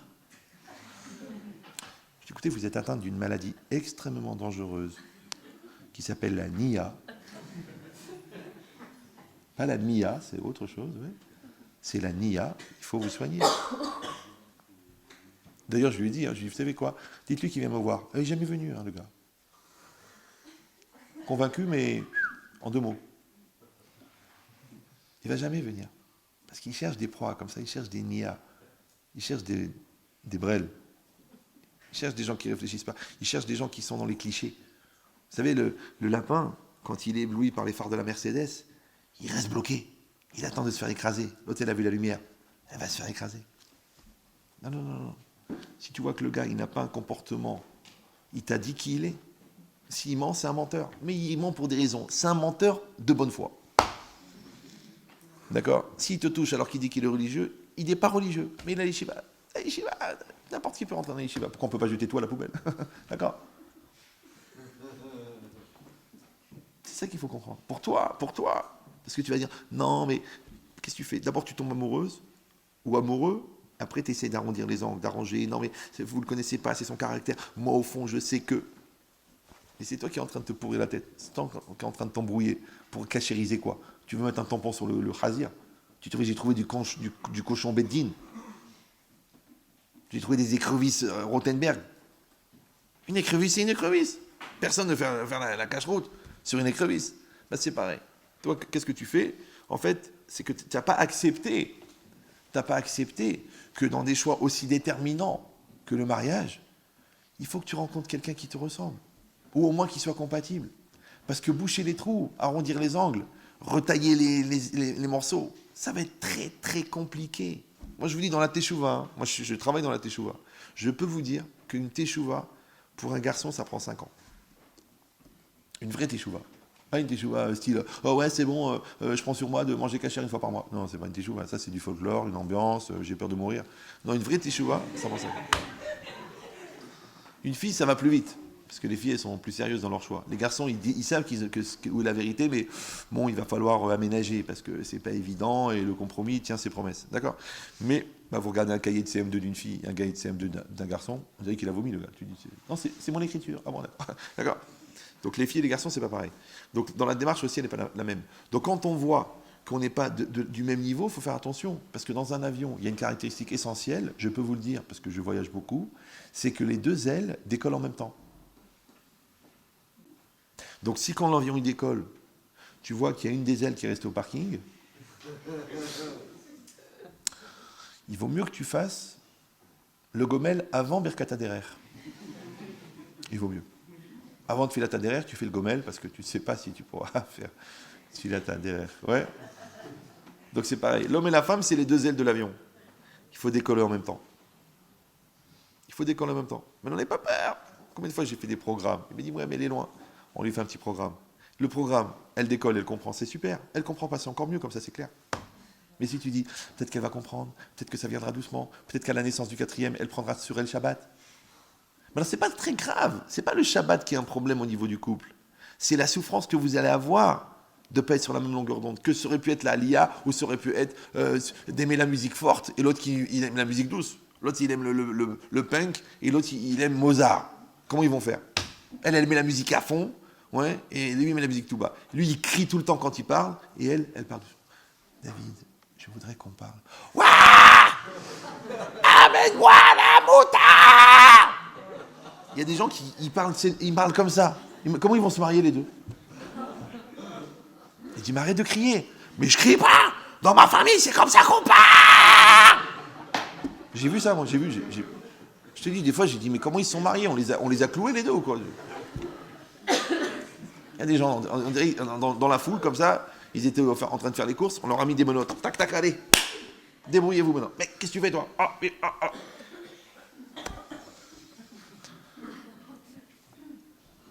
Donc, c'est quoi l'idée? L'idée, c'est simple. La différence n'est pas un obstacle si on l'utilise, mais la différence est un écran si on la subit. Parce que pourquoi tu t'es marié avec elle? Parce qu'elle est différente. Tu as rencontré 16 millions de filles. Pourquoi tu t'es marié avec elle? Parce qu'elle était différente. Et pourquoi vous allez divorcer? Parce qu'on est trop différents. Donc c'est un problème. Est-ce que la différence, ça rapproche? Ou est-ce que la différence, ça sépare? Alors sachez, la différence, c'est comme des pierres. Avec des pierres, tu peux faire un pont, ou avec des pierres, tu peux faire un mur. Maintenant, si tu as fait un mur à cause de la différence, parce qu'on n'est pas pareil, parce qu'on n'est pas truc, parce que tu es un Tunisien, parce que vous êtes une famille, parce que vous êtes une tribu, parce que ta sœur, elle parle de tout, parce que vous racontez votre vie, parce qu'on est différents. L'autre, il vit très bien en tribu, toi, tu vis très bien en ascète jeté en haut de la montagne dans ta caverne. Eux, ils adorent les Shabbats à 83 personnes, et toi, tu dis, moi, j'ai besoin de ma petite intimité. À la limite, si tu pouvais quitter la maison, je serais encore mieux. Il y a des gens comme ça, ils sont en deux dans la maison.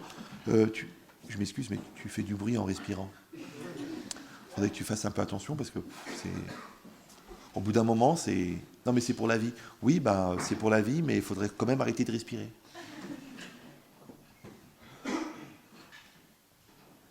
Donc ça veut dire quoi?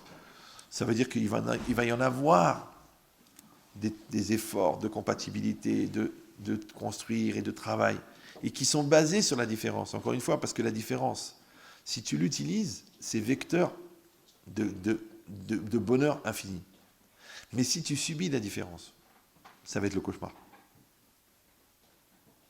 Donc les gens qui sont malins, ils vont comprendre que la différence est nécessaire. C'est pour ça que c'est aussi difficile de trouver des gens pour nos enfants. Parce qu'il faut qu'on accepte les différences et les points communs. Parce qu'il y a des points communs nécessaires. Tu dis, écoutez, pour lui, il faut une fille gentille parce qu'il n'aime pas les stress et tout ça. Il ne veut pas que ce soit la guerre toute la journée, même pour acheter une baguette. Ouais, pourquoi c'est toi et pourquoi c'est moi et combien tu vas la payer? Alors si déjà pour acheter une baguette, alors imagine pour faire la lia, quelle guerre ça va être. Ouais. Donc le gars, il veut une fille gentille. Des fois, le contraire. Des fois, il faut un petit moteur. Parce que lui, il a un petit peu... un peu... Il y en a, il m'a dit comme ça, il m'a dit, Rav, moi ce que je voudrais, c'est une fille qui m'entraîne, qui m'encourage, qui me fasse avancer, qui me construise. Je sais pourquoi t'es un boulet.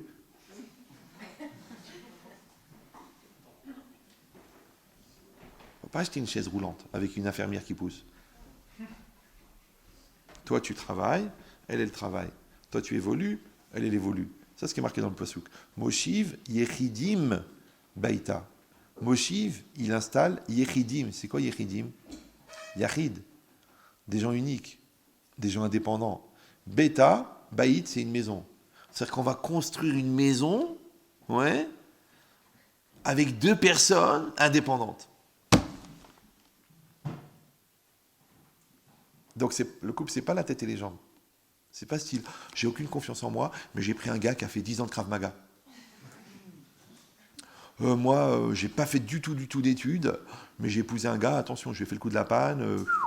Le gars, l'essaye, que supélec, subdéco, subbubu et suppositoire. Mais comment ils vont se marier les deux? Imagine la soirée d'hiver. Lui, il est en train de réfléchir à la virtualité de la courbe de la trajectoire de la particule dans un espace éthéré qui n'est pas soumis aux pressions des différentes planètes. Et elle est en train de faire des mots croisés. David, excuse-moi, tu peux m'aider? Une note de musique qui commence par un D qui finit par un O. Donc, lui, il se retourne, il voit cette masse de particules en fusion qu'il a épousée. Il n'a pas trouvé encore l'algorithme qui peut expliquer pourquoi tellement de lourdeur peut être circoncis dans tellement peu d'espace. C'est un trou noir de bêtises, comme ça. Elle absorbe toute la bêtise du quartier, comme ça. Une Ahmara de haut niveau. Mais qu'est-ce qu'il va aller dire? Que c'est une note de musique? C'est Do. Donc tu te dis, mais comment ils sont mariés les deux? Eh bien bizarrement, des fois c'est une souffrance, c'est une sorte, c'est un mort. Et des fois c'est un bonheur. Parce que le gars il dit, toute la journée je réfléchis, je vais avoir une femme simple.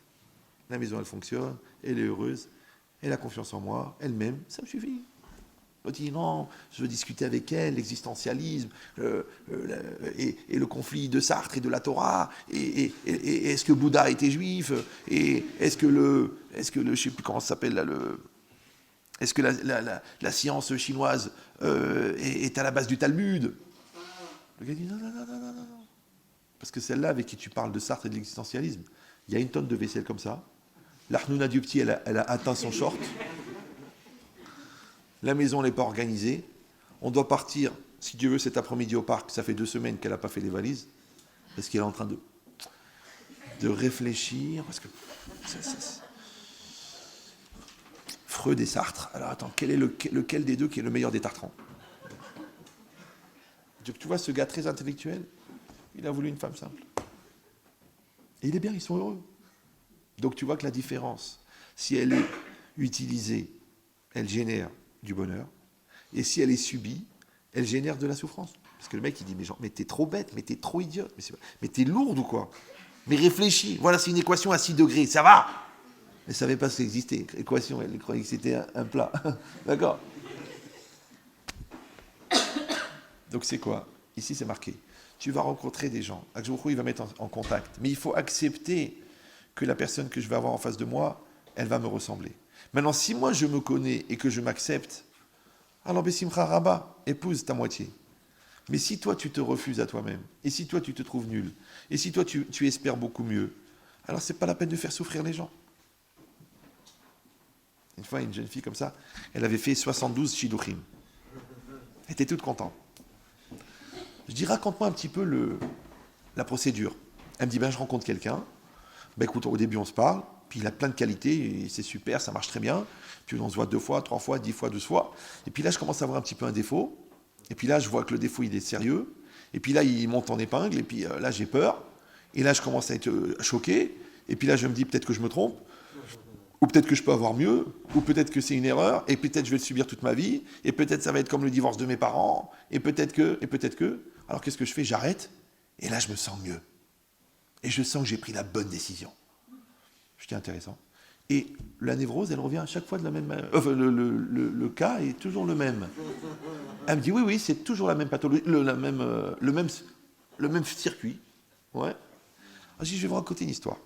Un jour, il y avait 2 fous qui étaient dans le désert. Vous connaissez cette histoire ou... Je ne l'ai pas racontée. Il y en avait un qui se baladait avec une cabine téléphonique et l'autre qui se baladait avec un marteau. Ça vous dit toujours rien.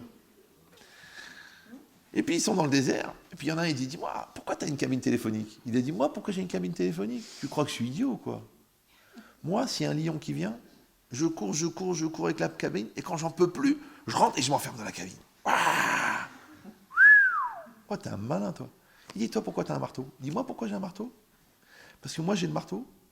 Je me tape sur la tête, je me tape sur la tête. Et quand je m'arrête de taper, ça me fait du bien. Vous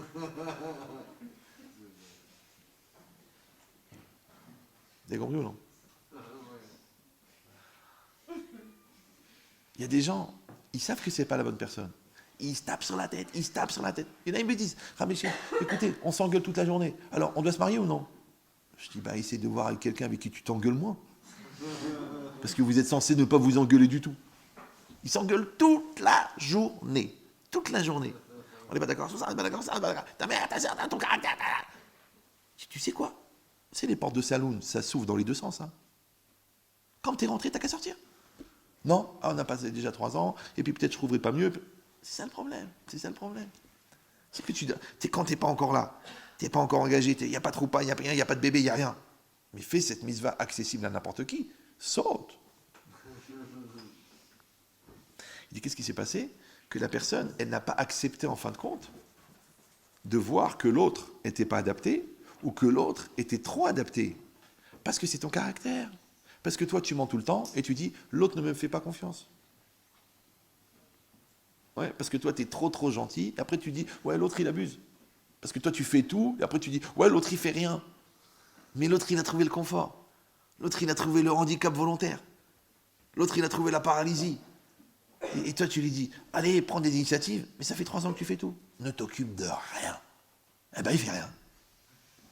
C'est très rare que quelqu'un qui a une blonde, une bière, un canapé, un petit ventilateur et la fenêtre ouverte, il va se lever pour aller travailler.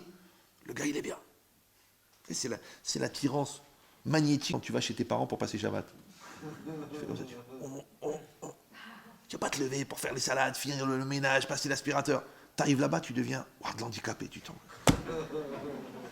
Je suis fatigué. J'ai une semaine très dure. Mais ton père, il a 75 ans, il passe l'aspirateur. Ta mère, elle est en train de finir les boulettes. Toi, tu as 23 ans, tu peux pas te lever. Tu sais, le petit, il m'a tué. Mais elle en a eu 10, elle. Dont toi, qui a compté pour 9. Et toi, t'en as 2. Maman, je suis morte. Tu vois ça? Ça veut dire qu'en fin de compte, la réalité, elle te renvoie quelque chose. Ouais. Là, elle te renvoie ta flemme. Là, elle te renvoie ta remise en cause. Là, elle te renvoie ta susceptibilité. Là, elle te renvoie ta valeur. Là, elle te renvoie ta confiance en toi. Là, elle te renvoie ton respect. Maintenant, la personne intelligente, elle profite de tous ces miroirs pour faire un portrait robot de son intériorité. Et quand elle a établi son portrait robot, elle comprend les circonstances de la vie, puisque l'empreinte de la basket, elle est homogène avec la basket. Ça va? Donc, quand je sais un peu qui je suis, je comprends ce qui m'arrive. Mais quand je ne sais pas qui je suis, je vais de surprise en surprise. Eh bien, écoute, je suis déçu. Hein. Je ne m'attendais pas du tout. Tu vois, là, j'attendais autre chose. Hein. Vraiment, tu te rends compte, le gars? Et puis ça, c'est quoi cette famille? Mais qu'est-ce que ça veut dire? Ah, vous trouvez ça normal? Et pourquoi? Tu vois, c'est des gens, toute leur vie, ils s'étonnent. Mais pourquoi tu t'étonnes? Parce que tu refuses de te connaître. Et si tu te connais, il n'y a pas d'étonnement. Si j'ai un feutre, je te dis, mets le bouchon. Et tu vas chercher une pomme de terre. Je dis, mais t'es brêle ou quoi? Je te dis, je cherche le bouchon. Bon, ça va, la pomme de terre, tu l'enfonces, ça fait un bouchon. Mais ça va pas ta tête? Bah, tu vois des couples, tu vois le feutre et la pomme de terre. Et elle était crue. C'est pour ça que c'est cuit pour eux. Non, moi, si elle était cuite. Tu vois. Ah, c'est pas une mauvaise idée. Il y a un concept à faire, là. En Belgique, hein, beaucoup de pommes de terre. Ouais. Donc c'est pareil ici. Si quelqu'un réfléchit à ça, ça veut dire que, en tant que célibataire, lui, il va faire le travail, il va se mettre en situation 2, il va apprendre à se connaître. Et après, il va accepter la règle que dans le circuit de la rencontre, dans le circuit de la proximité, dans le circuit de l'opportunité, Akadosh Baruch Hu mais avec Zivugim, Hachem, il crée des couples. Maintenant, comme il y a des partenaires qui sont là pour te faire grandir, il y a des partenaires qui sont là pour te planter. Parce que si le Yetzer Hara était mort, on le saurait. Ça serait passé dans les journaux. Donc il est en pleine forme. Ouais. Donc toi, tu dois savoir. Ce qu'elle dit, le Tana de Biliaou Zouta, il dit comme ça. Arba midot bederecheret. Il y a 4 comportements dans le mariage. Yesh nose isha leshem mamon. Il y a celui qui se marie avec une femme pour son argent. La fille d'un milliardaire. Ouais. Il veut une milliardaire. Il dit, je vais pas me casser la tête. Je vais épouser une milliardaire. 84 millions d'euros le soir du mariage. Le beau-père nous a offert un puits de pétrole. Ça va. Un restaurant, 12 000 couverts par an. Yesh nose isha les shum znout. Il y en a qui va épouser une femme pour le znout, pour la débauche. Écoute, elle est canon. Elle a des midotes extraordinaires. Il paraît que c'est une bebon. On n'aura pas besoin d'installer le chauffage à la maison. Il a épousé pour ça, le gars. Il dit, mais tu vois pas les qualités morales, tu vois pas la spiritualité. Laisse tomber tout ça. Si ça va bien dans le lit, le reste ira bien. Le mec, il a... Oui, il s'appelle... la Bila. C'est féminin de Herbel. Mais ça va mal se terminer, un coup de couteau ou quelque chose. Yesh nose isha leshem gdoula. Il y a celui qui va épouser une femme pour la grandeur. Ouais, il dit, tu sais, c'est la fille du président, c'est la femme du truc, la fille du maire, pour la grandeur. Yesh nose isha leshem shamaim. Et il y a quelqu'un qui va épouser une femme leshem shamaim pour la mitzvah. Les 4 niveaux. Alors, regardez bien les conséquences. Alors il dit le Tana de Biliaou. Celui qui celui qui se marie pour la débauche. D'accord? Il a envie, le gars, il a envie de s'éclater sexuellement. Voilà, il veut ça. Tout le reste, c'est des bêtises. Il en a beaucoup parlé avec son psychologue, qui lui-même est un grand frustré. Il lui a dit, si vous êtes épanoui au niveau de l'équateur, vous verrez que le pôle Nord suivra. Ou le pôle Sud. Qu'est-ce qui est marqué là-bas? Yotse mimeno ben sorer romoré. Ils vont avoir un enfant ben sorer romoré. C'est quoi un enfant ben sorer romoré? La Torah elle décrit un enfant qui, à l'âge de 13 ans, qui veut manger 1 kilo de viande par jour et 1 litre de vin. Qui n'écoute pas ses parents, qui est rebelle, qui est très matérialiste, qui est très porté sur la bouffe, sur le mensonge, sur le sexe et sur l'ambiance. Une matérialité extraordinaire. Pourquoi? Parce que lui, il a cherché la matérialité, il a cherché la superficialité. Ouais. Or, on sait que ce que tu veux, c'est dans ton essence. Ton essence, elle est dans ta semence. Ta semence, elle est dans le ventre de ta femme. Maintenant, elle est superficielle. Et toi, tu as une ambition superficielle.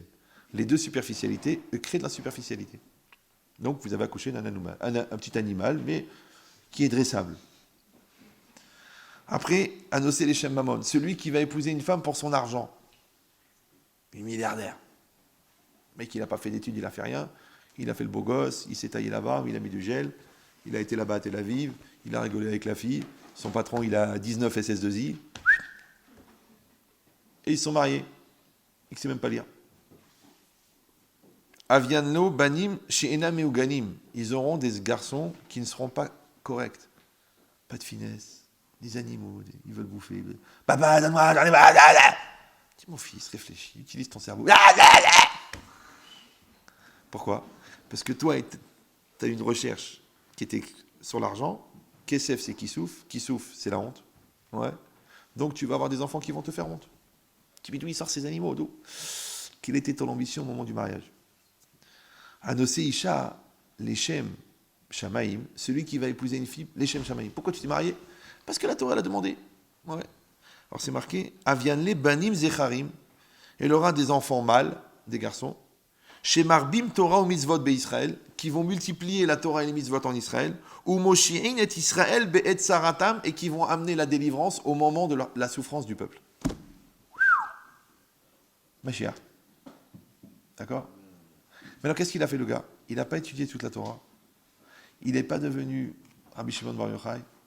Il n'a pas mangé des téphilines. Il s'est marié Leshem Shamaim. Pourquoi tu t'es marié? Parce que la Torah l'a demandé.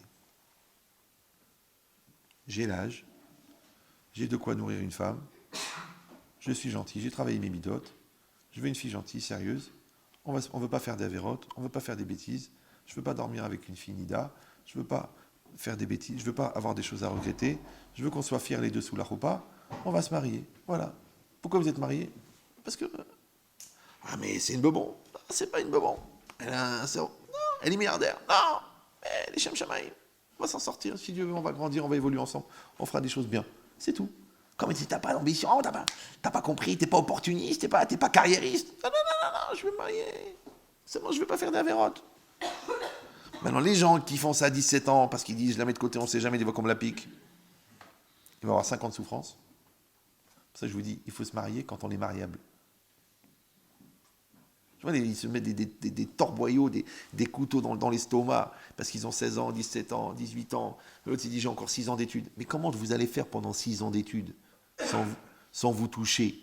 Vous êtes en tungstène les deux. Vous savez que c'est une loi médicale. Quand vous mettez deux corps vivants l'un côté de l'autre, ça crée de la chaleur. Et quand ça commence à chauffer, c'est difficile d'enlever le tagine quand il est en train de bouillir. Alors tu vas dire, alors quoi, vous allez vous toucher. Et si vous allez vous toucher, alors vous allez regretter. Et vous allez réfléchir. Et vous allez vous demander, est-ce que c'est vraiment bien? Est-ce que c'est vraiment elle? Moi, combien de fois j'en ai eu comme ça? Ils veulent annuler le mariage 3 mois avant. Ah, quand je dis, attends, avant, comment commencer les caractères, les nerfs, le stress. Je peux question? Oui. Vous avez fait des bêtises ensemble? Oui. Non, c'est pas grave. Je sais, vous n'êtes pas religieux, à la limite, c'est une mitzvah. Non. Alors, je vous donne un secret. Tant que la personne ne t'a pas touché, il te considère comme une personne. Mais quand la personne va te toucher, il te considère comme un objet. Même les goïms, ils ont compris. Ça s'appelle l'objet du désir. Maintenant, un objet, on le prend, on le garde, on le prend, on s'habitue, ou on le prend et on le jette. Maintenant, c'est très très rare que les gens y gardent l'emballage de la glace, même s'ils ont aimé la glace. C'est rare qu'ils gardent le bâton, même s'ils ont aimé la glace. Donc en tant que jeune fille, tu peux dire au gars, je comprends tes sentiments, je comprends qu'on n'est pas très religieux, je comprends que tu es attiré par mes valeurs, je comprends. Mais tu vas installer une douche glacée à côté de toi, on ne va pas se mettre en situation dangereuse, tu vas enlever ta main de ma jambe puisque ça n'est pas la tienne. Et tout ira bien. Et s'il te dit, oh, mais j'ai besoin, mais tu ne te rends pas compte, j'ai besoin de sentir ton amour, il faut que tu sentes la tendresse, il faut qu'on mette en application, il faut qu'on le vive ensemble, il faut qu'on soit sûr que ça ira bien tous les deux, il faut qu'on vérifie que tout ira bien. Et vous le sentez vraiment qu'il est au bord et qu'il va presque s'évanouir et qu'il n'en peut plus. Alors dites-lui de ma part en le regardant dans les yeux, crève. Et il ne va pas mourir. Et s'il tient à vous, il va dire, waouh, c'est un diamant et c'est normal que je n'utilise pas comme un cure-dent. T'as vu un mec qui remplace Vendôme? Il a un truc vert là. Vous auriez pas un diamant mais en baguette, un truc un peu pointu parce qu'il dit. Mais c'est un diamant. C'est la mère de tes enfants. C'est la grand-mère de tes petits-enfants. Vous allez accoucher des tzadikim et tu veux t'en servir pour tes besoins personnels de robinetterie. Mais au lieu de fumer un joint, mets un joint. Calme-toi. Ouais, mais c'est pas évident, Rav, on n'est pas tellement religieux. Et alors, il y a pire comme maladie. Tu rentres sous la choupa, pur, les deux. Ah, ici, il dit, oui, ben ici, justement, ici, on a déjà fait l'erreur. Ici, on a déjà glissé sur le canapé. Alors, je vous donne un secret. Mais ça reste entre nous. Hein. Ne le dites pas en mon nom parce que c'est filmé. Écoutez bien, c'est extraordinaire. Même si vous n'êtes pas très religieux, vous avez besoin d'Hachem avec vous dans la choupa. Vous avez besoin d'Hachem avec vous dans la maison. Oui? Parce que ce qui se passe sans Hachem, vous le lisez dans les journaux tous les jours. C'est ça ce qui se passe. Sans la Shekhinah, c'est ça ce qui se passe. Ce qui se passe avec la Shekhinah, c'est le shalom, c'est l'entente, c'est la pureté, c'est la communion, c'est la communication. Maintenant, comme vous avez besoin d'avoir Hachem avec vous, et qu'Hachem ne peut pas résider dans un endroit pourri, parce que vous n'allez pas donner à manger à votre mère dans une assiette qui a été léchée par un chien. Donc je vous donne ce secret. Même si vous avez déjà fait des bêtises, même si vous avez déjà vérifié la qualité du produit, ouais. À partir de maintenant, vous dites, écoute chérie, tu penses que je suis un diamant. Moi, je pense que tu es une monture en titane. Je pense que tu es quelqu'un de valeur, et moi, je pense que je suis quelqu'un de valeur. Alors viens, on se préserve. Il va dire, oui, mais c'est encore long, on se marie dans 1 an, on se marie dans 8 ans, t'as que 6 ans. D'accord. Ouais. Alors écoutez le secret. À chaque fois que tu mets la main pour toucher, ou plus si affinité, ouais, et que tu as besoin, et que tu as envie, et que c'est beau, et que c'est bien, et que vous êtes tous les deux. Déjà, ne vous mettez pas en situation, parce que les deux tout nus allongés dans un lit, ça va être dur. Ouais. Mais si vous appliquez les lois de distance, qui sont des lois de respect en vérité, ouais, parce que tu n'es pas l'objet de mon désir, tu es le but de ma vie. Tu n'es pas la bouche, la pomme dont je vais jeter le trognon. Tu es ma princesse, tu es mon diamant. Donc si on est dans cet esprit-là, et que c'est difficile, alors je vous donne le secret. À chaque fois que tu vas mettre la main, et que tu vas rien toucher, ou que tu ne vas pas mettre la main, ou que tu vas ressentir cette souffrance et cette frustration de ne pas le faire, et plus si affinité, vous me suivez ou non? Et bien cette douleur que tu as au moment où tu ne fais pas, ça, c'est la capara pour les fois où tu l'as fait. Vous me suivez ou non? C'est-à-dire que tu peux rentrer à la choupa, pur, les deux, parce que les efforts que vous avez fournis de vous préserver, avec ce que ça vous a coûté, et ben c'est comme si vous avez reconstitué votre capital de pureté pour aller sous la choupa.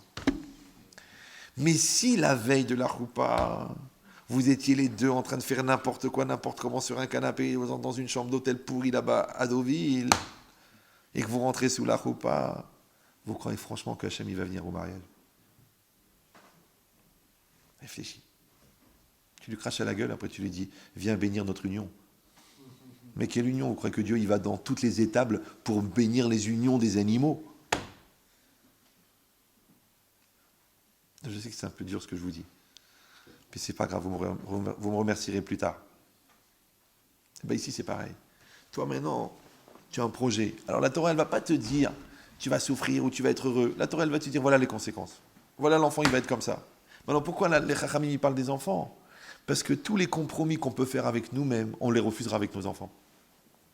Comprenez ou non? Le gars qui est menteur, il se dit je suis un menteur, mais bon, tu sais, je suis pas menteur pour n'importe quoi. Et puis mon psy m'a expliqué que c'est pour ça que je mens. Puis moi je mens parce que je mens pour le shalom. Puis moi je mens parce que c'est plus simple. Puis moi je mens parce que j'arrondis les choses. Puis moi je mens parce que je suis un peu romantique, un peu artiste, un peu. Tout ça, tu peux te le baratiner à toi-même. Mais quand tu vois que ton enfant il ment, et tu vois qu'il cache, et qu'il voit qu'il a une double vie, et qui voit qu'il fume, et qui voit qu'il triche, et qui voit qu'il embrouille, et tu vois qu'il vole l'argent de ton mari, tu deviens folle. Pourquoi? Parce que les défauts que tu as arrondis chez toi, tu ne les supportes pas chez l'enfant.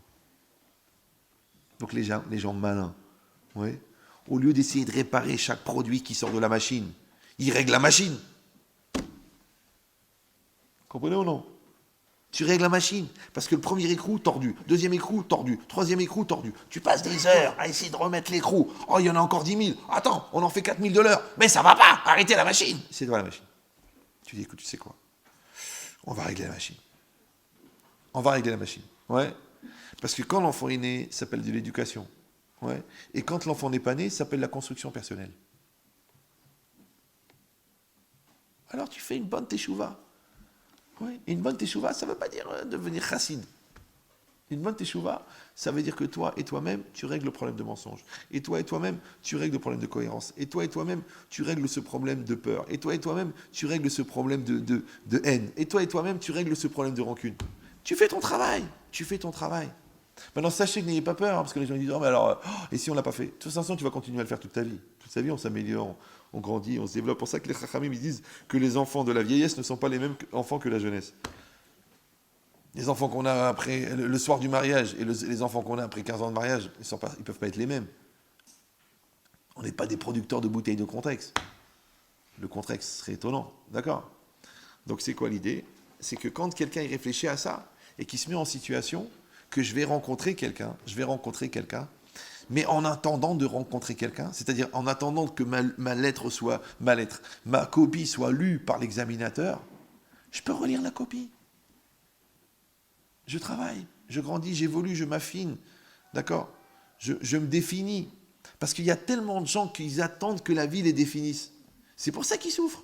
Moi, j'ai vu des gens qui ont divorcé parce que la fille disait « Ouais, c'est un païen, il comprend rien, il respecte rien, mais même pas le kidouche, même pas le truc, rien. » Et ils se sont quittés à cause de ça. Et elle, soi-disant, elle va dans les cours et tout ça. Et maintenant, elle habite toute seule. Et les enfants, ils sont traumatisés parce que tous les soirs, ils voient un mec différent qui rentre, de toutes les couleurs, soi-disant la religieuse. Et le gars, qui était genre le païen de chez le païen, je l'ai rencontré à Lyon dans une conférence, le mec, il est racine. Il me dit, quand j'ai quitté ma femme, j'ai compris que ce n'était pas la pression qui me faisait évoluer. J'ai acheté des livres, j'ai écouté des cours, et j'ai compris la beauté de la Torah. Le mec, il a une crainte de Dieu incroyable. Lui qui était parvé, il est devenu Wardle. Et l'autre qui était soi-disant, oh là, la Torah, Hachem, la Torah, Hachem, la Torah, Hachem, la Torah. Tous les soirs, un gars différent. Tous les soirs. Donc l'autre, la religion, c'était un paravent. Et lui, son entêtement, c'était de l'ignorance. Et quand l'Yetzara, il a gagné, parce qu'il a gagné le divorce, il a gagné. Vous savez qu'est-ce qu'il fait l'Yetzara quand il sort du guet? 0, 0. Les deux QI sont ramenés à 0. D'accord?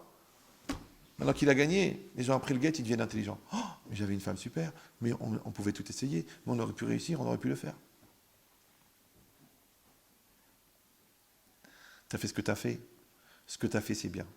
Je vous ai déjà répondu 1 million de fois que tous les choix qu'on assume sont bons. Tu t'es marié, tu as assumé, tu vas réussir. Tu as divorcé, tu as assumé, tu vas réussir. Mais il faut assumer. Mais si tu n'assumes pas, que tu te laisses porter par le courant de la vie, chaque chose, c'est des surprises, c'est des chocs, c'est des malaises, c'est des mal-être, c'est des regrets, c'est des remords. C'est la mort après la mort, c'est remords. Non. Ouais, alors c'est pareil ici. Quand on est devant ce choix-là, et qu'on a Baruch Hashem, une Neshama, et qu'on est des Béné Israël, et qu'on essaie de voir loin, parce que le mariage, c'est pas seulement que tu vas épouser la femme de ta vie, c'est aussi que tu vas épouser la mère de tes enfants, et la grand-mère de tes petits-enfants. Le garçon, tu dois le regarder, tu dois dire, bon, il a des qualités d'homme, mais est-ce qu'il a des qualités de père? Est-ce qu'il est sérieux? Est-ce qu'il est investi? Est-ce qu'il est responsable? Est-ce qu'il est conscient? Est-ce qu'il est généreux? Est-ce qu'il est ambitieux? Non, pas du tout. Le mec, il est chalala, je délire, je rigole, je fume, je justifie l'existence du scooter et je crée des courants d'air dans le 19e. Non, c'est pas un projet, ça.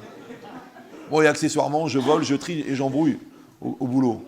Il ne faut pas se marier avec un courant d'air. Il faut que le gars, il se pose, il faut qu'il soit là. Ouais, comme toi, c'est pareil. Attends, qu'est-ce que tu veux maintenant? Ouais, moi je veux me marier, mais qui c'est qui va se marier? Moi. Ah bon? Et qu'est-ce que tu vas faire si tu es enceinte l'année prochaine? Tu te rends compte que le bébé à la naissance, il sera plus vieux que toi? Tu sais que Lady Gaga, elle fait des petits. Hein. Donc c'est l'inverse. Après tu réfléchis, tu dis, voilà, là je suis là. D'accord? Si quelqu'un il va dire, ouais, mais alors à ce moment-là, il faut attendre 40 ans avant de se marier. Je vous ai déjà dit qu'on ne va jamais vous demander plus que ce que vous pouvez faire. Et ça, la prise de conscience, ça prend des microsecondes. Ça ne prend pas des années. Quelqu'un, il fait un petit scanner personnel, il va à Deauville, il se met devant la mer avec un bloc-notes. Qui je suis? Qu'est-ce que j'attends? Qu'est-ce que je prétends? Qu'est-ce que je peux apporter? Qu'est-ce que je peux faire? Quelles sont mes qualités? Quels sont mes défauts? C'est trop loin Deauville? Eh ben, rentre chez toi, ferme la porte à clé et fais-le. Ça s'appelle la connaissance de soi. Maintenant, quand tu as fait ce travail-là, tu as déjà la moitié de la pomme, la moitié de l'orange. Je sais ce que vous dites. Attendez, c'est prise de tête, je ne vais pas là, auto-analyse. De toute façon, tu n'as pas compris. Et si ça se passe mal avec le psy, avec ton mari, tu vas aller chez le psy et commencer. Qui vous êtes? Qu'est-ce que vous ressentez? Pourquoi vous l'avez rencontré? Donc si tu vas le faire après, qu'est-ce que tu vas faire avant? T'as compris ou non? Moi, je vous dis la vérité personnellement. J'ai aidé des milliers de couples. Des milliers. Mais moi, j'ai jamais été voir quelqu'un avec ma femme. J'ai soigné des milliers de personnes. Mais j'ai jamais été me faire soigner. On dit parce qu'il faut être analysé avant d'être analyste. Mais pourquoi j'ai besoin d'un analyste pour m'analyser? Je veux m'analyser. Pourquoi j'ai le meilleur analyste du monde? J'ai le Messiah Técharim, le Rav Dessler, j'ai Hachem, qu'est-ce que tu veux maintenant? Mais je fais le travail. Si je fais le travail, j'ai fait le travail. Si je n'ai pas fait le travail, alors je vais payer quelqu'un qui va me faire le travail. Mais moi, je veux faire le travail. Donc c'est exactement pareil. Si on fait ce travail, c'est quoi l'idée? C'est que, c'est pour vous donner une image, parce qu'il est tard, c'est comme si quelqu'un il est sous l'eau. Vous savez qu'on peut se noyer à 1800 mètres de profondeur en ouvrant la porte inopinément d'un sous-marin. Oh mince, c'est pas les toilettes. D'accord? Et on peut se noyer à 2 cm de la surface. Le gars, il est sous l'eau, il remonte 22 mètres, et les poumons, ils explosent à 2 cm. Oh, c'est dommage. C'est comment ils font quand ils sortent de l'eau, ils font... Ouais. Mais vous savez ce que c'est la surface? C'est la maturité. C'est quoi sous l'eau? C'est l'immaturité. Quand tu nages sous l'eau, c'est que tu profites de l'oxygène que tu as accumulé avec tes parents, du crédit que les gens te donnent et du peu d'équilibre que tu as pour nager sous l'eau. Mais de temps en temps, il va falloir sortir la tête. Et bien, voyez, le passage de l'immaturité à la maturité, c'est 1 millimètre. Ça va? Et bien, ce millimètre-là, en français, on appelle ça la prise de conscience. Et en hébreu, la teshuva. Encore une fois, pas la teshuva de Chomer Shabbat. Ça va prendre du temps, de faire cacher, ça va prendre du temps. Mais déjà, d'accepter quel est ton état d'incohérence et quelle est ta recherche de cohérence avec la vérité. Cette prise de conscience, déjà, c'est un niveau de maturité. Bon, j'ai compris. Comme un jour, tu vas dire à ton mari, on va arrêter de se prendre la tête comme des gamins. Et qu'est-ce qui t'arrive? On va arrêter. Je peux plus. J'en peux plus. T'es en retard, t'as rien la voiture, t'as truc, ta mère, elle n'a pas téléphoné, où est-ce qu'on va Shabbat? J'ose pas, ça coûte cher, pourquoi Écoute, je t'aime, on a déjà fait 3 enfants, on peut parler comme des adultes. Qu'est-ce qui t'arrive, toi? Parler avec toi. Voilà, j'ai envie que le 4e, on le fasse comme des gens qui s'aiment, pas comme des gens qui s'aiment. Parce qu'en semant, on récolte. Mais j'en ai marre de semer. Je veux qu'on s'aime, pas qu'on s'aime. Je veux pas des enfants biologiques. Je veux des enfants bio-nishmatiques. Je veux pas des enfants ciment. Ouais. Je veux des enfants qui soient le fruit de notre amour. Pas le ciment qui nous retient ensemble parce que t'as pas où aller. Ça, le travail, ce travail-là, ces enfants-là, tu les as fait avant le mariage. Parce que la première personne que tu mets au monde, c'est toi. Maintenant, je vais dire, oui, mais ça prend des années, il faut faire une thérapie, il faut se construire. Non, ça prend la prise de conscience. Or, la prise de conscience, ça donne un niveau déjà. C'est pour ça que la Gemara, elle dit qu'il faut faire teshuva, mais si quelqu'un, Shemai irer bi teshuva, si quelqu'un, il a une pensée de teshuva, Akadosh Baruch Hu, il considère ça. C'est-à-dire quelqu'un, il réfléchit, il a écouté le cours, il dit, j'ai envie de savoir qui je suis, je veux savoir où est-ce que j'en suis, je veux faire ma part à moi, mais je veux m'adresser à Hachem, je veux qu'il m'aide, je veux rencontrer mon potentiel et je veux évoluer avec et je veux grandir et je veux que ça se passe bien et je veux éliminer mes intérêts personnels et ma petitesse et ma mesquinerie et je veux enlever la sexualité parce qu'elle me trouble et qu'elle m'empêche de réfléchir et je veux construire avec quelqu'un de manière durable. Et la personne, elle est là. Oui, vous savez comment on rentre à Porte de Champéret? D'où vous sortez, vous? Ben non, je cherche pour aller à Porte de Champéret. Ben écoutez, j'habite à Porte de Champéret, on peut y aller ensemble. Elle est loin, la Porte de Champéret, ça fait 28 ans qu'ils sont ensemble. C'est comme ça. La personne, elle est juste là. Elle est juste là. Elle n'est pas là-bas. Elle est là. C'est toi qui es là-bas. D'accord? Maintenant, je vous le dis en toute objectivité, en tant que rabbin, la fille du Satan aussi, elle est là. Elle est juste là. T'as envie de délirer, t'as envie de faire des bêtises, t'as envie de mentir, t'as envie de tricher, t'as envie de... Elle est là. Elle t'attend, elle est prête. Tac. Avec une disponibilité extraordinaire. Tu dis, mais Rav, elle m'est tombée dessus, elle m'a violé. C'est ton libre arbitre. Donc les deux existent. Donc ça va dépendre de quoi? Si au moment de l'accouchement, est-ce que tu vas accoucher d'une pensée pure ou est-ce que tu vas accoucher d'une pensée qui n'est pas pure?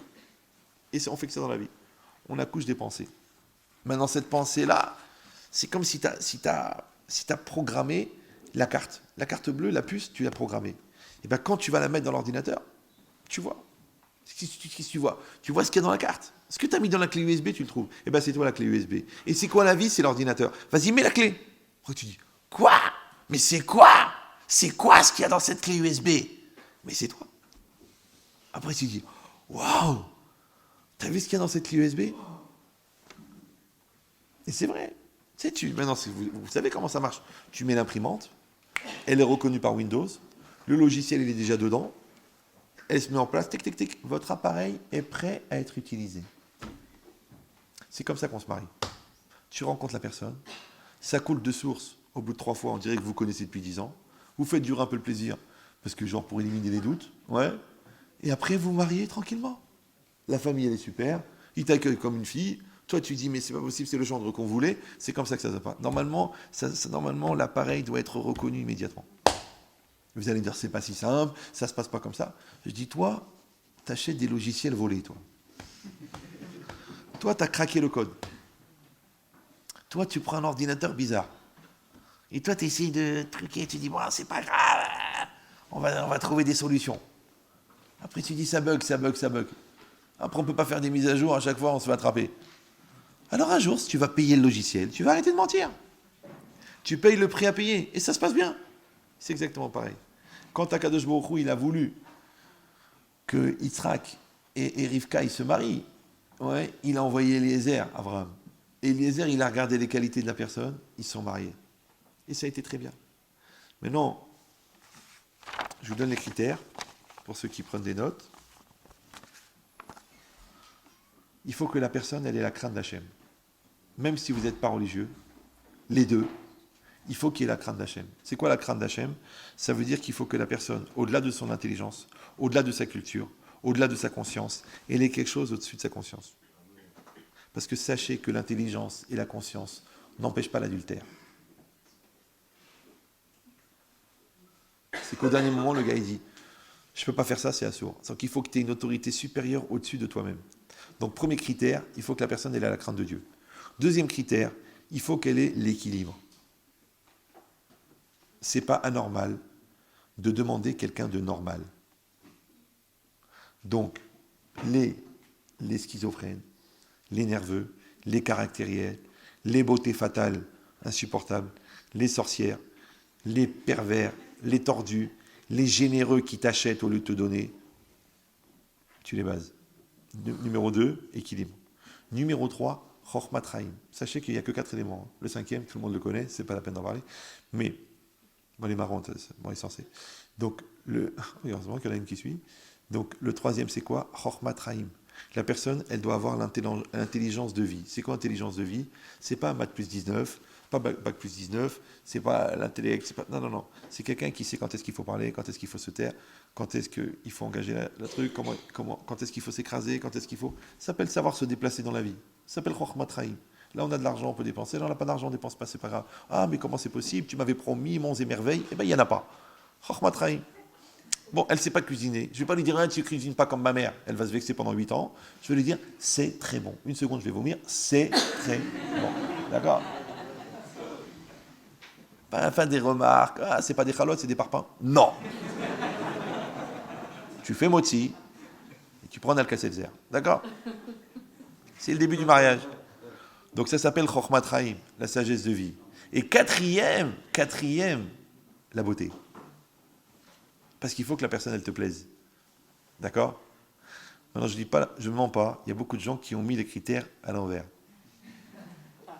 Parce que les gens disent, ah mais la beauté, c'est important. Rav, vous auriez des photos? Je dis, j'ai même des catalogues en relief, si tu veux.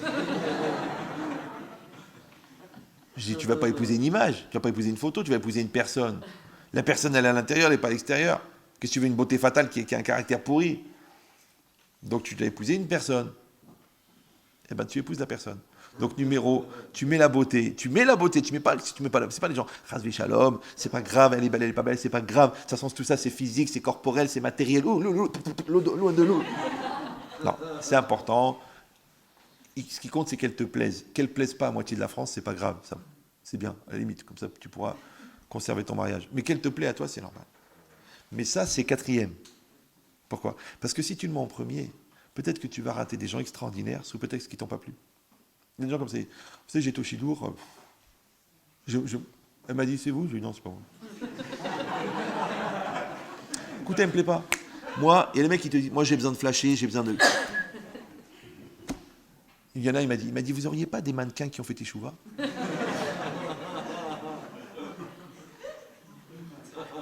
Non, mais le gars, il était vraiment mannequin. Lui, il était mannequin. Il a fait Teshuva, mais lui, il était mannequin. Hugo Boss.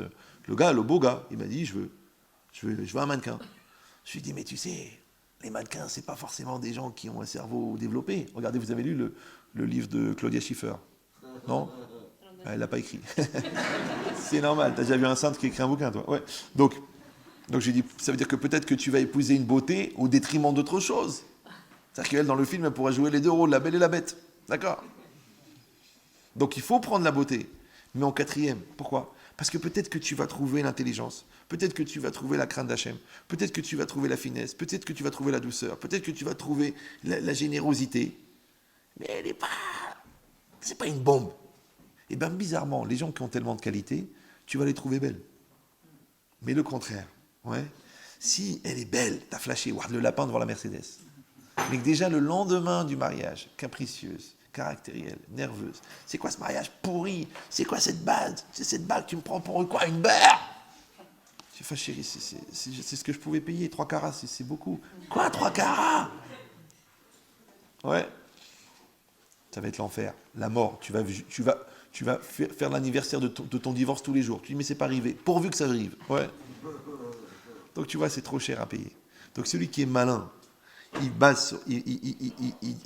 cherche les valeurs. Parce que les valeurs, elles vont créer les sentiments.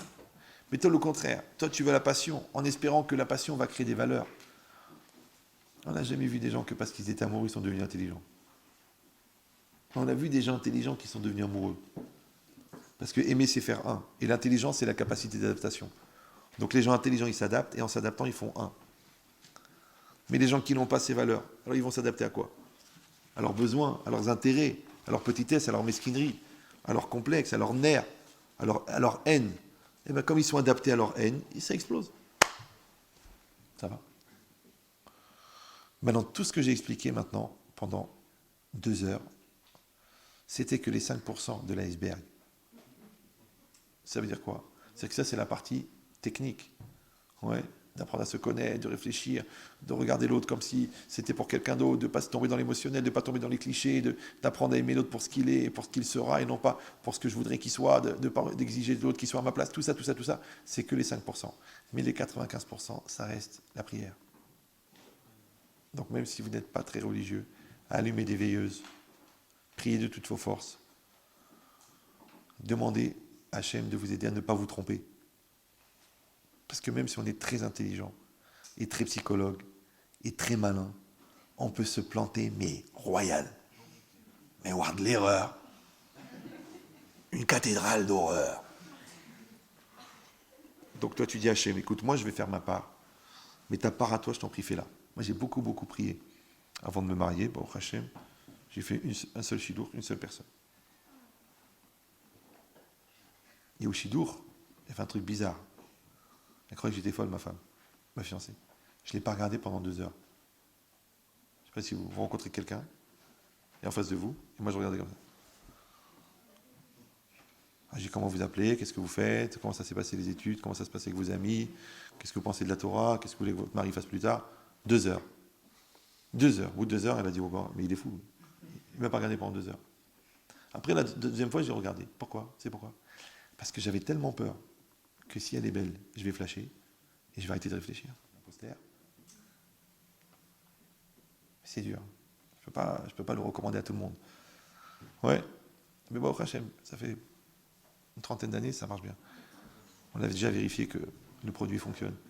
Donc, je vous souhaite beaucoup de joie, beaucoup de bonheur. Qu'Hachem vous aide à trouver la bonne personne.